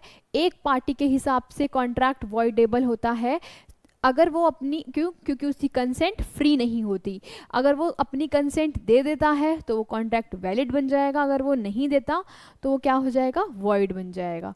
मैडम इलीगल क्या होता है? इलीगल होता है जिसमें मेरा कंसिडरेशन कैसा है? इलीगल है, ड्रग्स का कंसिडरेशन है, तो वो कॉन्ट्रैक्ट कैसा हो जाएगा? इलीगल। मैम अनइनफोर्सिबल क्या होता है? अगर अनइनफोर्सेबल हो जाएगा अगर वो टाइम बार्ड हो गया या फिर अगर वो रिटर्न में नहीं है। ठीक है, यही पॉइंट पढ़ा है ना हमने, अगर टाइम बार्ड हो गया या फिर अगर वो रिटर्न में कॉन्ट्रैक्ट नहीं है। मैडम फॉर्मेशन में क्या होता है? एक्सप्रेस में आप वर्ड से एक्सप्रेस्ड कर दो अपने कॉन्ट्रैक्ट को, या फिर किससे कर दो? या रिटर्न बोल के या रिटर्न लिख के एक्सप्रेस कर दो, तो वो कॉन्ट्रैक्ट क्या हो जाएगा? एक्सप्रेस्ड हो जाएगा। मैडम इम्प्लाइड क्या होता है? इम्प्लाइड कॉन्ट्रैक्ट वो होता है बच्चा, फटाफट से आ जा, पूरा का पूरा जितनी देर भी अभी तक हमने पढ़ाई किया उसका ये छोटी सी मैं क्रक्स बनाने जा रही हूँ, जल्दी से इधर ही देख ले बेटा। मैडम इम्प्लाइड कॉन्ट्रैक्ट क्या होता है? जो आप अपने एक्शंस से या फिर अपने कंडक्ट से क्या कर लेते हो? अपने कंडक्ट से क्या कर लेते हो? उस कॉन्ट्रैक्ट को कर लेते हो। मैडम क्वाजी कॉन्ट्रैक्ट क्या होता है? मैडम क्वाजी कॉन्ट्रैक्ट क्या होता है? बच्चा बता दे फटाफट से, क्वाजी कॉन्ट्रैक्ट क्या होता है?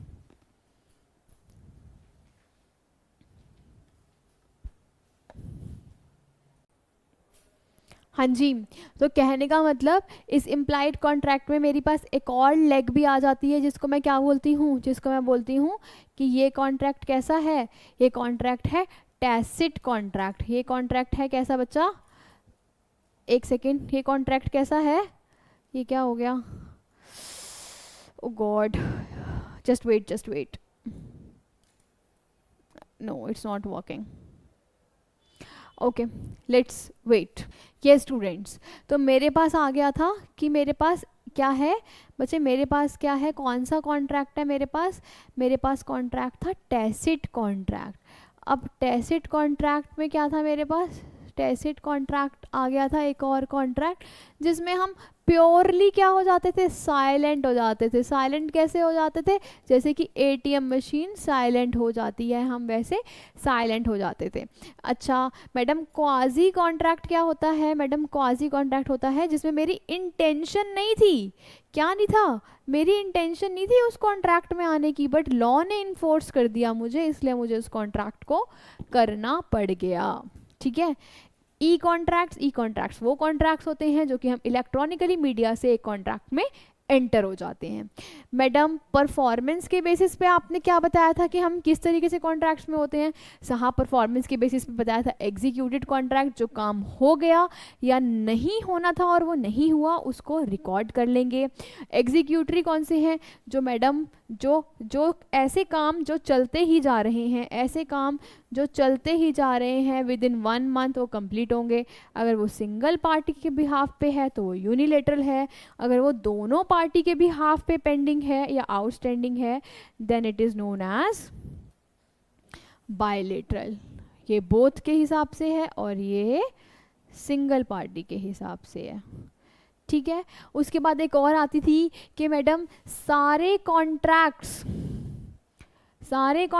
क्या होते हैं? सारे वॉइड कॉन्ट्रैक्ट्स इलीगल नहीं होते, लेकिन सारे इलीगल कॉन्ट्रैक्ट्स क्या होते हैं? वॉइड हो जाते हैं। बात समझ में आती है? तो this is all about your, जो अभी तक हम अभी इतनी देर के डिस्कशन कर रहे थे उसका very quick and very crux आपका रीकैप था, ठीक है। ये students, now we are done with what are the different types of the contract, right? अब हम नेक्स्ट टॉपिक के टूवर्ड्स चल रहे हैं। नेक्स्ट टॉपिक क्या है मेरा? दैट इज प्रपोजल और ऑफर।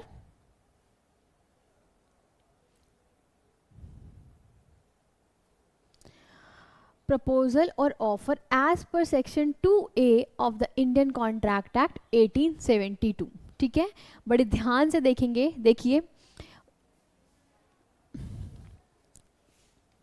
ऑफर क्या कह रहा है?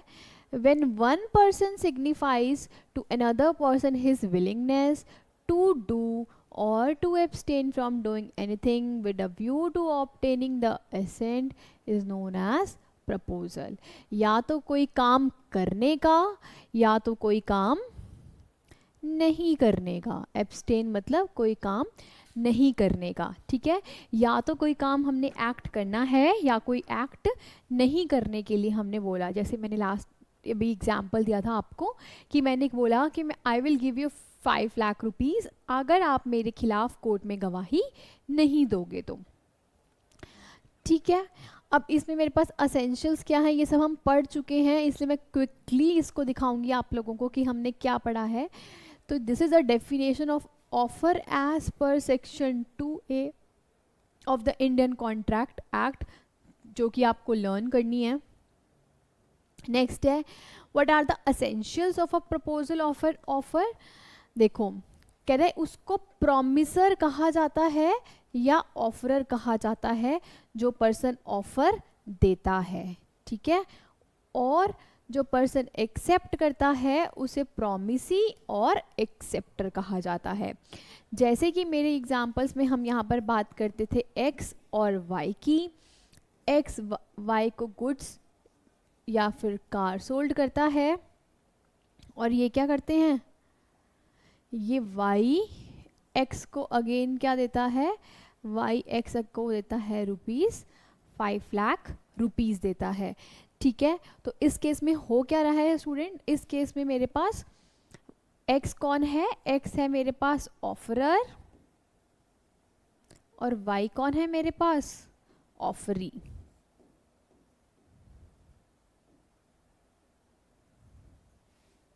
ठीक है, एक्स क्या है मेरे पास, ऑफरर, और एक्स कौन है मेरे पास,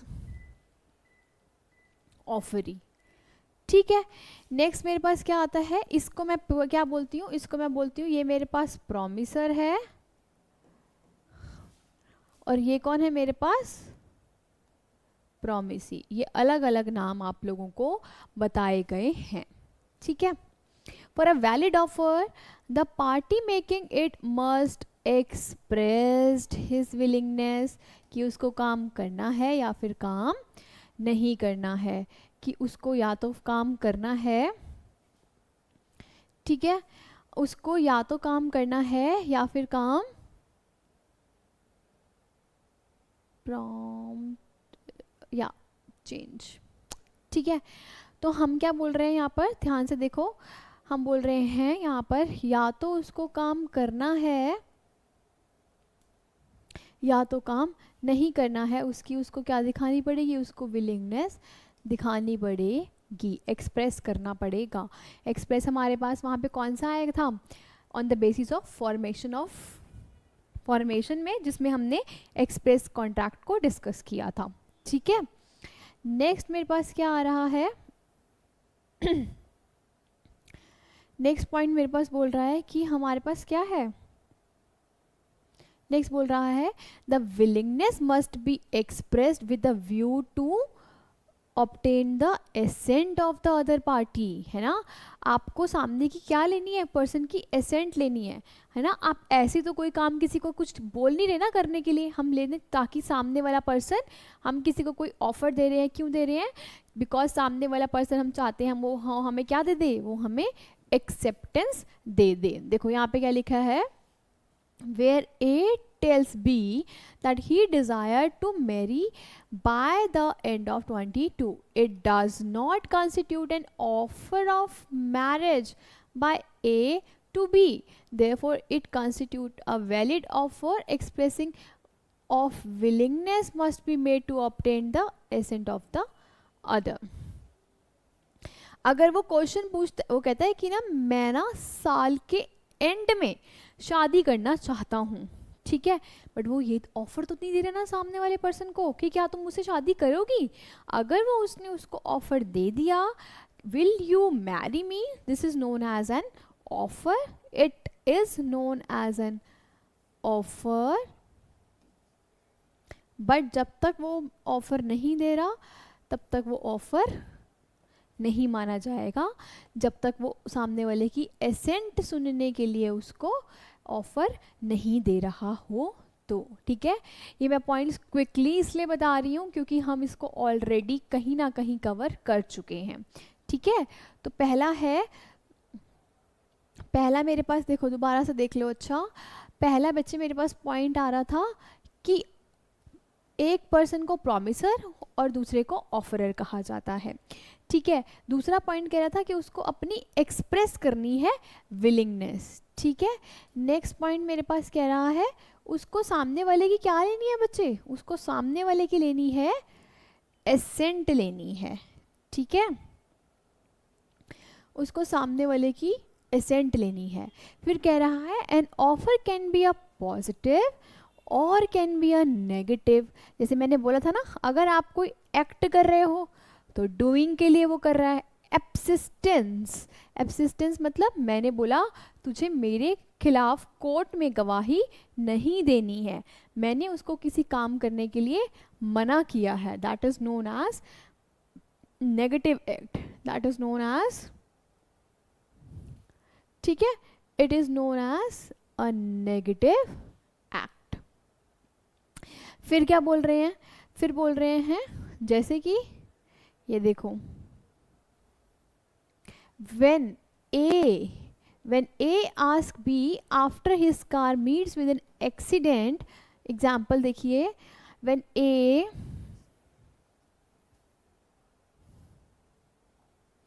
क्या कह रहा है, when A asks B after his car meets with an accident with B scooter not to go to the court. भाई तू कोर्ट के मास मत चला जाइयो, एक्सीडेंट हो गया, लेट सपोज आपका एक्सीडेंट हो गया है किसी गाड़ी के साथ और आप उसको मना कर रहे हो कि भाई हम ना कोर्ट में नहीं जाएंगे, हम आपसी में ही क्या कर लेते हैं, मैं तेरे को रिपेयर चार्जेस पे कर दूंगा फॉर योर डैमेज।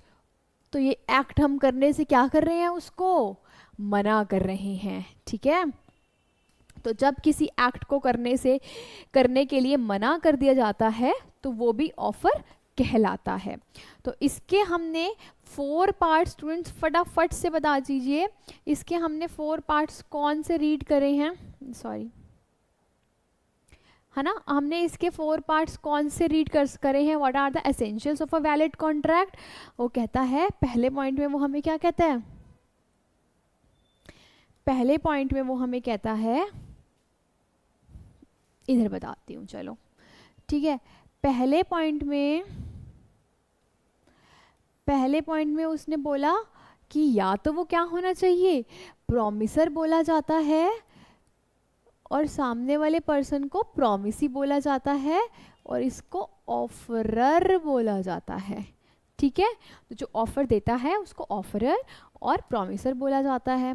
फिर कहता है आपको एक्सप्रेस्ड करनी पड़ेगी, आपको अपनी विलिंगनेस एक्सप्रेस्ड करनी पड़ेगी। ठीक है, this is all about your crux.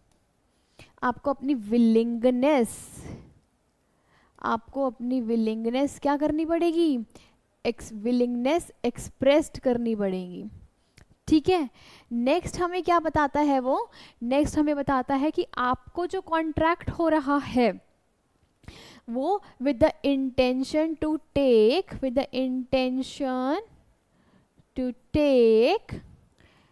Accent of the party. Assent मतलब उसकी रजामंदी लेनी है। क्या करना है, एसेंट ऑफ द पार्टी। फिर उसके बाद हमारे पास क्या बोलता है, कह रहा है या तो वो पॉजिटिव हो सकता है एक्ट या फिर नेगेटिव हो सकता है। ठीक है, या तो वो एक्ट कैसा हो सकता है मेरे पास, या तो वो एक्ट साहब कैसा हो सकता है, या तो वो एक्ट पॉजिटिव हो सकता है, नेगेटिव हो सकता है। इंटेंशन है मुझे एसेंट लेना है, एक्सप्रेस्ड करना पड़ेगा विलिंगनेस को, प्रॉमिसर और ऑफरर बोला जाता है। क्लियर हो गया स्टूडेंट्स, आगे चलें। चलो ओके मैम, आगे चलते हैं। ये क्यूट से बच्चे पढ़ाई करते हैं ना, पढ़ाई करनी है बच्चे तभी पास हो पाएंगे। ठीक है, चलो अब जो मेरे पास नेक्स्ट टॉपिक आ रहा है स्टूडेंट्स, आप अपनी नोटबुक्स में जहाँ पर भी नोट बना रहे हैं वहाँ हेडिंग दे दीजिए, what are the different kinds of offer. What are the different kinds of offer, different kinds of offer क्या होता है। ठीक है, ये अलग अलग क्लासिफिकेशन ऑफ ऑफर दे रखे हैं मेरे को, general offer, special offer, counter offer, cross offer and standing offer. इन सबको हम पढ़ने वाले हैं। ठीक है जी, चलें आगे। चलो मैडम चलो, ओके बेटा जी चलते हैं।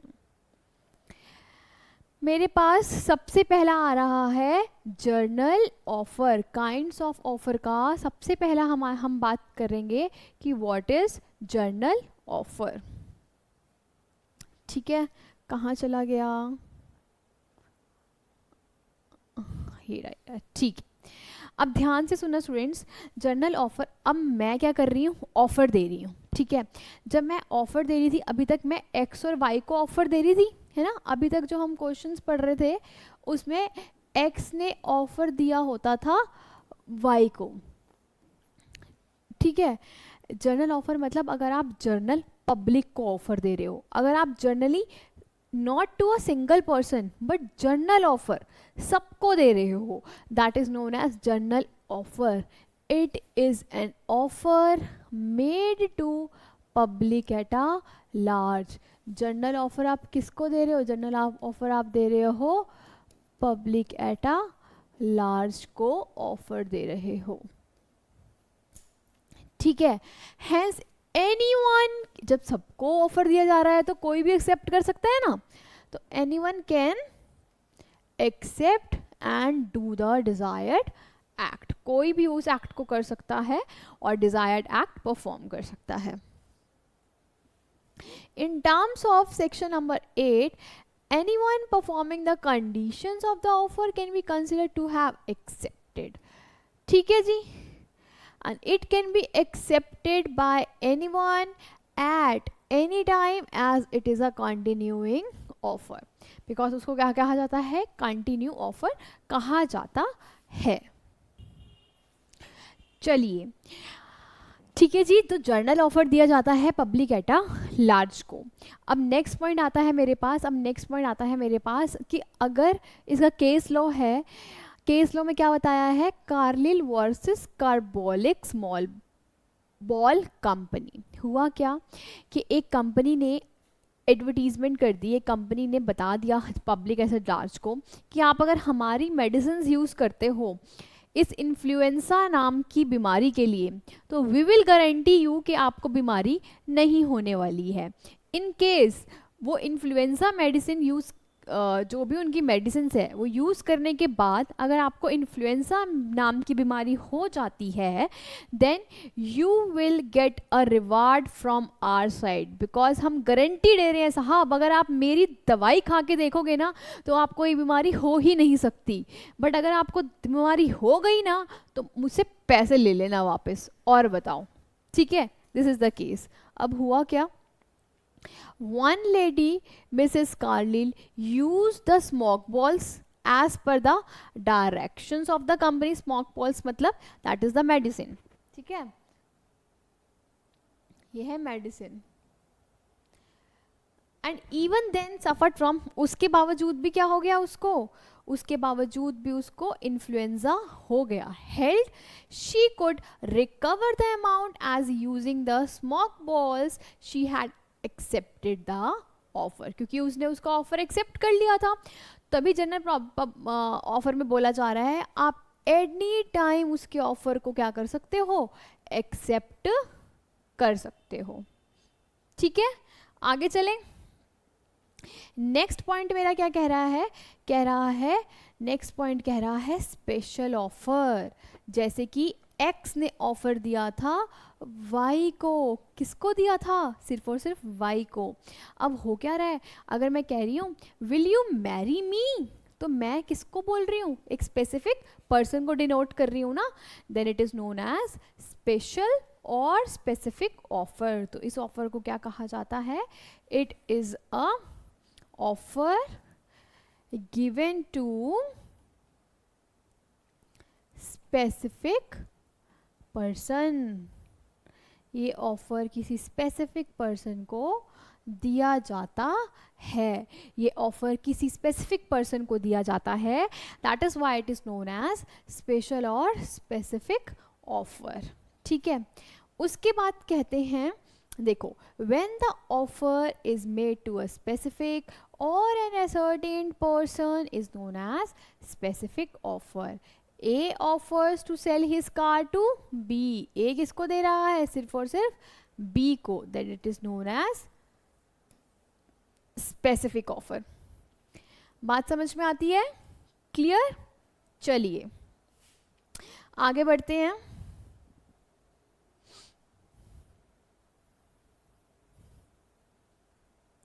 नेक्स्ट क्या आ रहा है मेरे पास, नेक्स्ट टॉपिक आ रहा है मेरे पास, that is cross offer. Next topic क्या आ रहा है, क्रॉस ऑफर।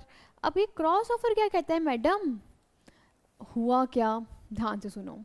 क्रॉस ऑफर कहता है मैंने किसी को ऑफर दिया, जैसे हम एक्स और वाई की एग्जांपल बात कर रहे हैं कि तुम मेरी गाड़ी परचेज करोगे, अगेन उसने भी मुझको ऑफर दे दिया, उसने भी मुझको क्या कर दिया, ऑफर दे दिया, और वो कैसे दिया ऑफर, इन इग्नोरेंस में दिया। कैसे दिया, इग्नोरेंस में दिया। मैम समझ नहीं आया, चलो समझते हैं, फटाफट से समझते हैं कि क्या है। ठीक है, हुआ क्या, एक्स ने क्या किया, एक्स ने दोबारा चलो, हुआ क्या, एक्स ने वाई को ऑफर दे दिया। ठीक है, एक्स ने वाई को ऑफर दे दिया, ये क्या दे रहा है, थ्रू लेटर दे रहा है कि ना मैं तुम्हें अपनी गाड़ी सोल्ड करना चाहता हूँ एट द रेट ₹5 लाख। अब वाई ने भी क्या करा, अगेन एक्स को ऑफर दे दिया। कैसे दिया था ये ऑफर, थ्रू लेटर दिया था। ठीक है, अब ये कह रहा था मैं आपसे आपकी गाड़ी परचेज करना चाहता हूँ एट द रेट ₹5,50,000। अगर वाई को पता होता, जल्दी से बताओ, अगर वाई को पता होता कि ये मेरे को गाड़ी 5 लाख में बेच रहा है, तो क्या वो 5,50,000 का इसको ऑफर देता, नहीं देता। तो हुआ क्या, एक्स ने वाई को ऑफर दिया और वाई ने एक्स को ऑफर दिया, लेकिन ये दोनों के दोनों ऑफर जो दिए जा रहे हैं ये कैसे दिए जा रहे हैं? ये दोनों के दोनों जो ऑफर दिए जा रहे हैं, ये दिए जा रहे हैं इन इग्नोरेंस। कैसे दिए जा रहे हैं स्टूडेंट्स? In ignorance. किसी भी पार्टी को पता ही नहीं है कि वो मुझे भी ऑफर दे रहा है, ठीक है। तो ये वाई की एक्सेप्टेंस नहीं है कि उसने एक्सेप्ट कर लिया कि उसको कार खरीदनी है, although it is a cross offer. ये कैसा ऑफर है? ये कैसा ऑफर है स्टूडेंट्स? ये ऑफर है क्रॉस ऑफर, ठीक है जी। फटाफट से एग्जाम्पल नोट कर लीजिए बेटा, जल्दी जल्दी से एग्जाम्पल नोट कर ले, शाबाश, ठीक है। उसके बाद हम आगे बढ़ेंगे। देखो, पढ़ के देखो, when two parties exchange the identical offer, again अगर ये यहाँ पर कार सोल्ड करने की बात कर रहा है, ठीक है, क्या सोल्ड करने की बात कर रहा है? कार सोल्ड करने की बात कर रहा है। और y अगर x को ऑफर दे रहा है, वो कैसा ऑफर दे रहा है? y जो ऑफर दे रहा है वो, लेट सपोज ये y ऑफर दे रहा है x को स्कूटी का ऑफर दे रहा है, ठीक है, तो ये क्रॉस ऑफर नहीं माना जाएगा। ऑफर होना चाहिए, एक्सचेंज होना चाहिए, आइडेंटिकल ऑफर होना चाहिए। और कैसा दे रहे हैं? इन इग्नोरेंस दिया जा रहा है, उसे क्या बोला जाता है? क्रॉस ऑफर बोला जाता है, ठीक है। एग्जाम्पल हम डिस्कस कर चुके हैं, फटाफट से बताओ, आगे चलें। चलिए, नेक्स्ट आता है स्टूडेंट्स मेरे पास, what is counter offer. Madam counter offer क्या होगा? मैंने बोला मैं आपको 5 लाख में गाड़ी सोल्ड कर रही हूँ, ठीक है। आपने इन अगेंस्ट में क्या बोला?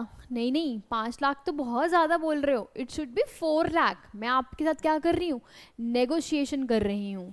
जब मैं आपके साथ नेगोशिएशन करती हूँ तो वो किसके अंडर आ जाता है? It is come under where? It is come under counter offer. When an offeree offers a qualified acceptance, qualified acceptance का मतलब होता है कि जो acceptance दे रहा है वो कैसे दे रहा है? with, qualified का मतलब होता है with modification दे रहा है। बच्चों कैसा दे रहा है? विथ मॉडिफिकेशन दे रहा है, ठीक है। मतलब जो मैंने ऑफर दिया था, जो x ने y को ऑफर दिया था गाड़ी बेचने का फॉर ₹5 लाख, तो इसने एक्सेप्टेंस तो दी, ठीक है, इसने एक्सेप्टेंस तो दी, बट इसकी एक्सेप्टेंस कैसी थी? इसकी एक्सेप्टेंस थी क्वालिफाइड एक्सेप्टेंस। कैसी थी स्टूडेंट्स इसकी एक्सेप्टेंस? इसकी एक्सेप्टेंस थी बच्चों, इसकी एक्सेप्टेंस थी क्वालिफाइड। मतलब इसने बोला मैं खरीदूंगा तो सही गाड़ी, लेकिन कितने में खरीदूंगा? मैं खरीदूंगा 3 लाख रुपीज़ में।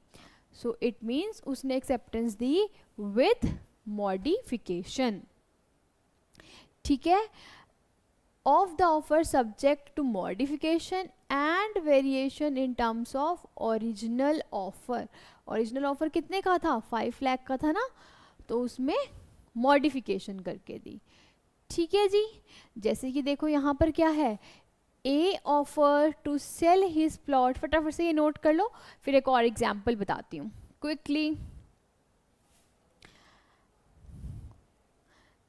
चलिए, ठीक है। नेक्स्ट मेरे को क्या कह रहा है? अगर ए ऑफर्स, ए क्या कर रहा है? ए क्या कर रहा है? Offer to sell his plot to be for ₹10 lakh. क्या है ये? प्लॉट है। बी ने एक्सेप्टेंस तो दे दी, बट उसने कहा मैं कितने में परचेज करूंगा? 8 लाख में करूंगा, राइट, 8 लाख में करूंगा। It amounts to counter offer. जहाँ पर क्या इन्वॉल्व हो जाती है, जहाँ पे इन्वॉल्व हो जाती है नेगोशिएशन, जहाँ पर नेगोशिएशन इन्वॉल्व हो जाती है, it amounts to what, it amounts to counter offer. Clear? चलिए चलिए चलिए चलिए आगे बढ़ते हैं। क्विकली नोट डाउन करो students. It amounts to counter offer, जहां पर क्या इन्वॉल्व हो जाता है बच्चा, नेगोशिएशन। ठीक है, चलो next, oh what is happening, clear. चलिए नेक्स्ट क्या आ रहा है बच्चे, नेक्स्ट पार्ट आ रहा है मेरे पास स्टैंडिंग, कंटिन्यूइंग और open offer. Standing, continuing and open offer. इसमें क्या बोलता है, कह रहा है an offer which is allowed to be remain open for acceptance over a period of time is known as standing or continuing or open offer. Tenders that are invited for supply of goods is a kind of standing offer.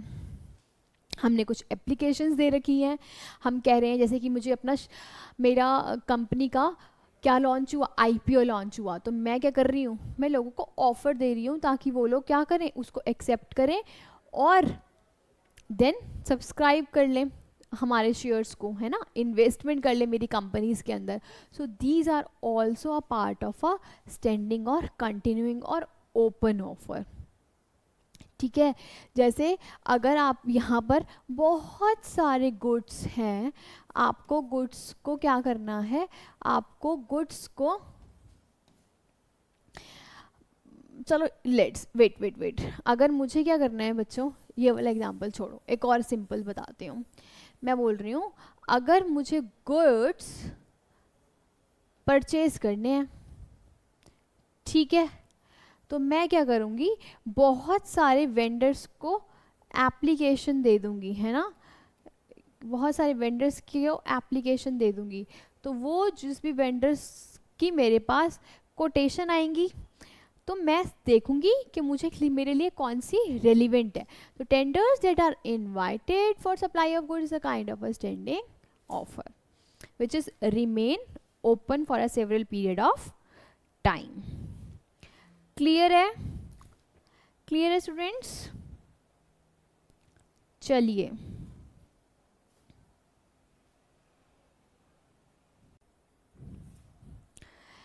ठीक है students, तो हम लोगों ने अभी what are the different types of offer read करे हैं। ठीक है, जिसमें से अगेन अगर मैं फटाफट से रिकैप कराते हुए चलूँ तो मेरे पास कौन कौन से ऑफर आ रहे थे, मेरे पास एक कौन कौन से डिफरेंट टाइप्स ऑफ ऑफर्स थे,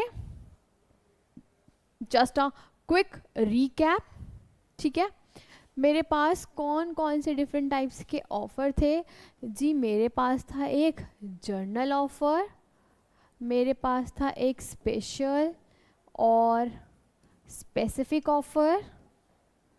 ठीक है, फिर हमारे पास आता है काउंटर ऑफ़र,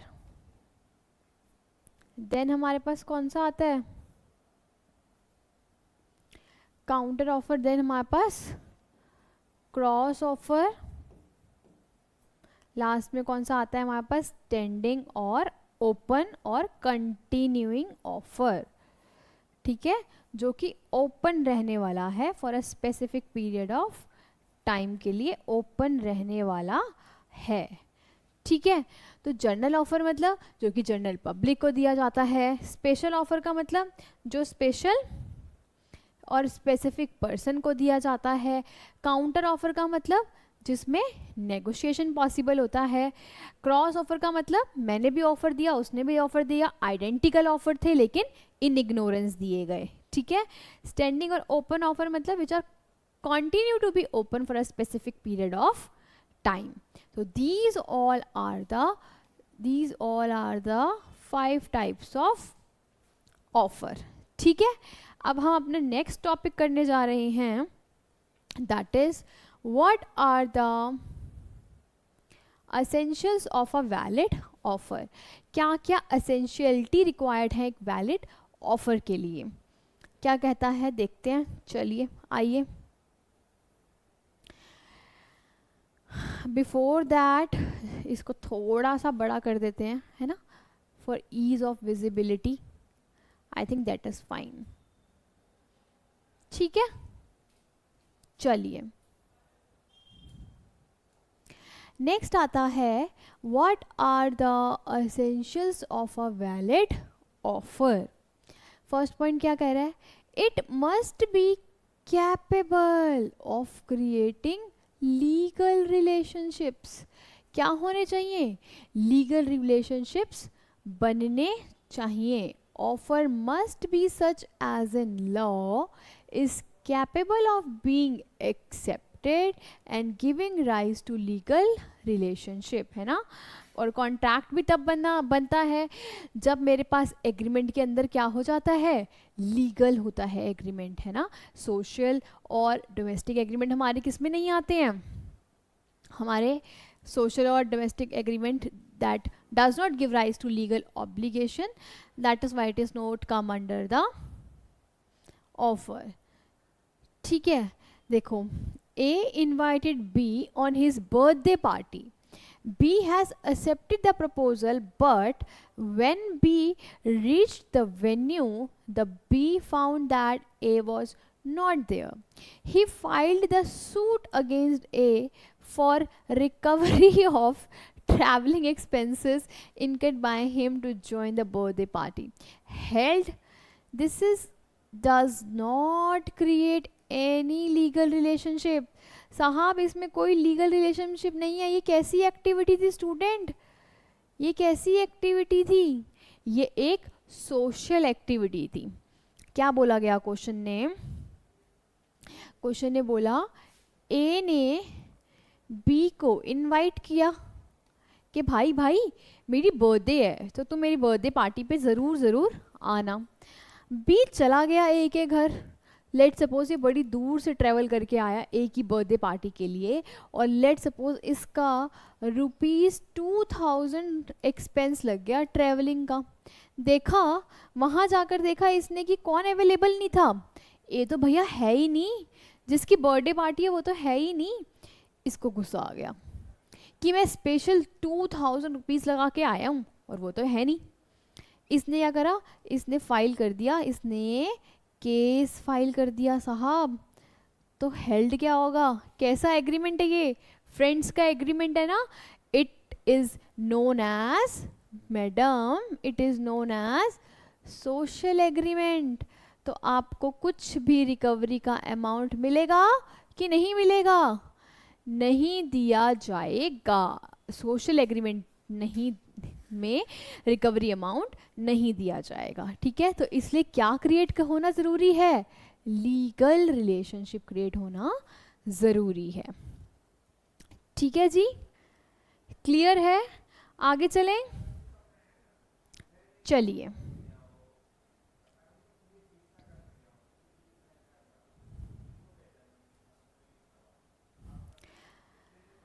सेकेंड पॉइंट हमें क्या कहता है, सेकेंड पॉइंट हमें कहता है इट मस्ट बी सर्टेन।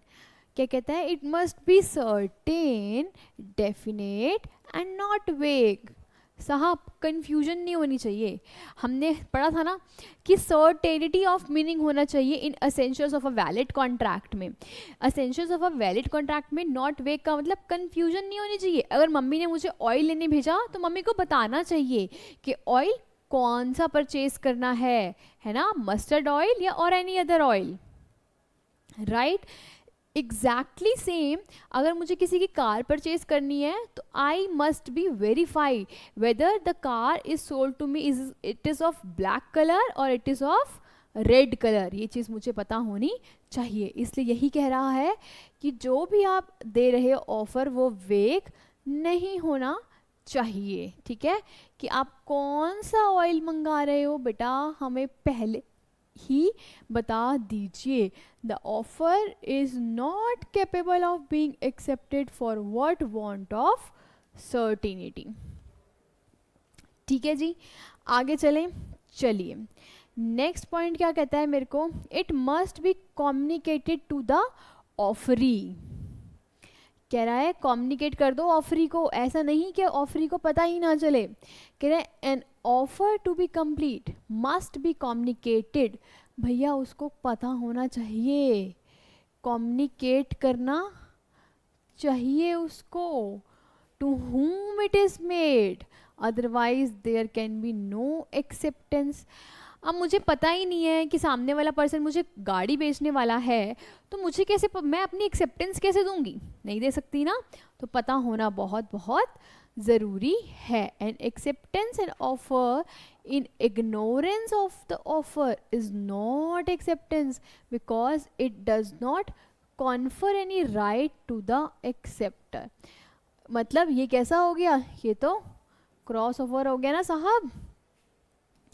अगर मैंने भी उसको ऑफर दे दिया और उसने भी मुझे ऑफर दे दिया इन एब्सेंस, इन इग्नोरेंस, तो ये कैसा ऑफर हो गया students, it is cross offer. तो कम्युनिकेट करना बहुत जरूरी है, किसको, ऑफरी को।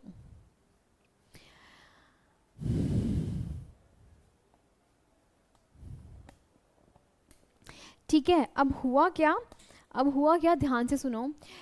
एक पर्सन है, ठीक है, एक पर्सन है, यहाँ देखते हैं, ये है एक पर्सन,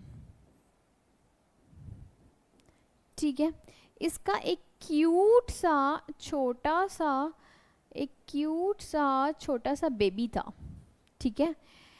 अब ये लोग कहीं घूमने जा रहे थे, ये, तो ये क्या हुआ, ये गुम हो गया, लॉस्ट हो गया, इसका बेबी लॉस्ट हो गया, है ना। कई बार हो जाता है ना, मिसप्लेस हो जाते हैं छोटे छोटे से बच्चे, ये मिसप्लेस हो गया।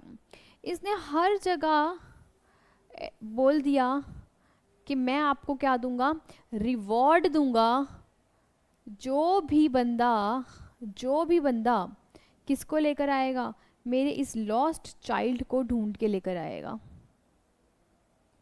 जो ये अनाउंसमेंट, ये जो बेटा लॉस्ट हुआ था, लेट सपोज ये बेटा लॉस्ट हुआ था 1 जुलाई 2023 में को, इसने ये अनाउंसमेंट जो करी, ये वाली अनाउंसमेंट इसने करी, रिवॉर्ड वाली ये करी थी इसने 10 जुलाई 23 को करी थी, ठीक है। बेटा कब लॉस्ट हुआ, बेटा लॉस्ट हो गया था, बेटा कब लॉस्ट हो गया था, बेटा लॉस्ट हो गया था 1 बेटा कब लॉस्ट हो गया था स्टूडेंट्स, बेटा लॉस्ट हो गया था, लेट सपोज, एनीवेज बेटा लॉस्ट हो गया था स्टूडेंट्स 1 जुलाई 2023 को लॉस्ट हो गया था, ठीक है। अब इन्होंने क्या करा, रिवॉर्ड की अनाउंसमेंट करी 10 जुलाई 23 को। इन बिटवीन क्या हुआ, इन बिटवीन ये आया, ठीक है, इन बिटवीन ये आया, ये कौन था, ये इस फादर, जो भी ये फादर है ना, इस फादर का ये था servant.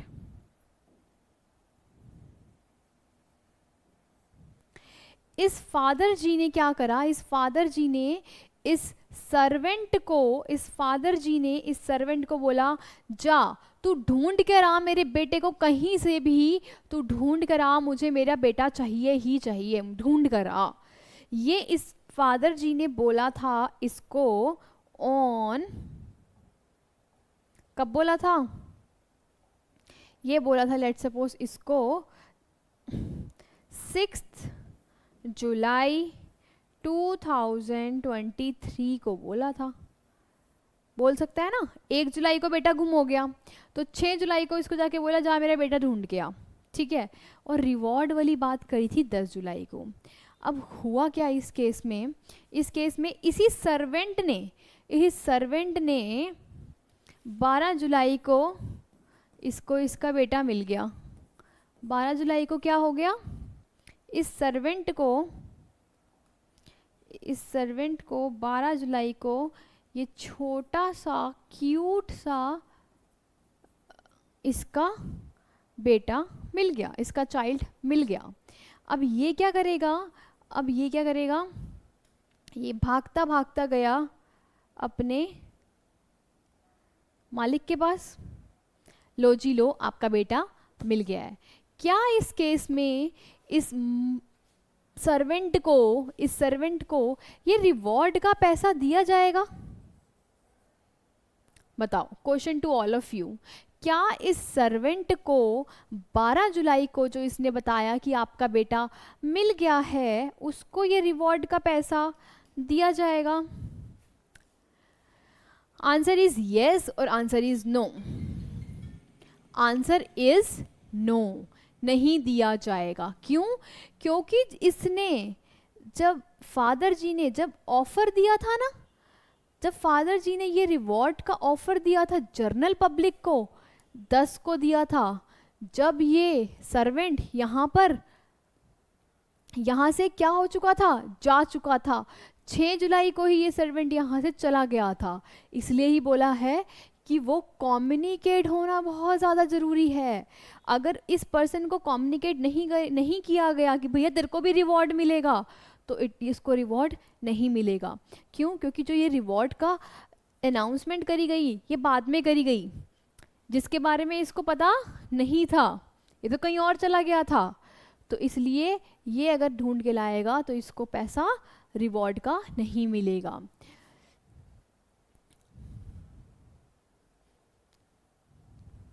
He was not entitled to the reward as he did not know the offer. उसको ऑफर के बारे में ही नहीं पता था, इसलिए must be communicated to the person to whom it is made. उस ऑफरी को पता होना बहुत ज़्यादा ज़रूरी है। क्लियर? नोट कर लीजिए फटाफट से, जो भी समझाया गया है इसको नोट कर लीजिए क्विकली। Very very good.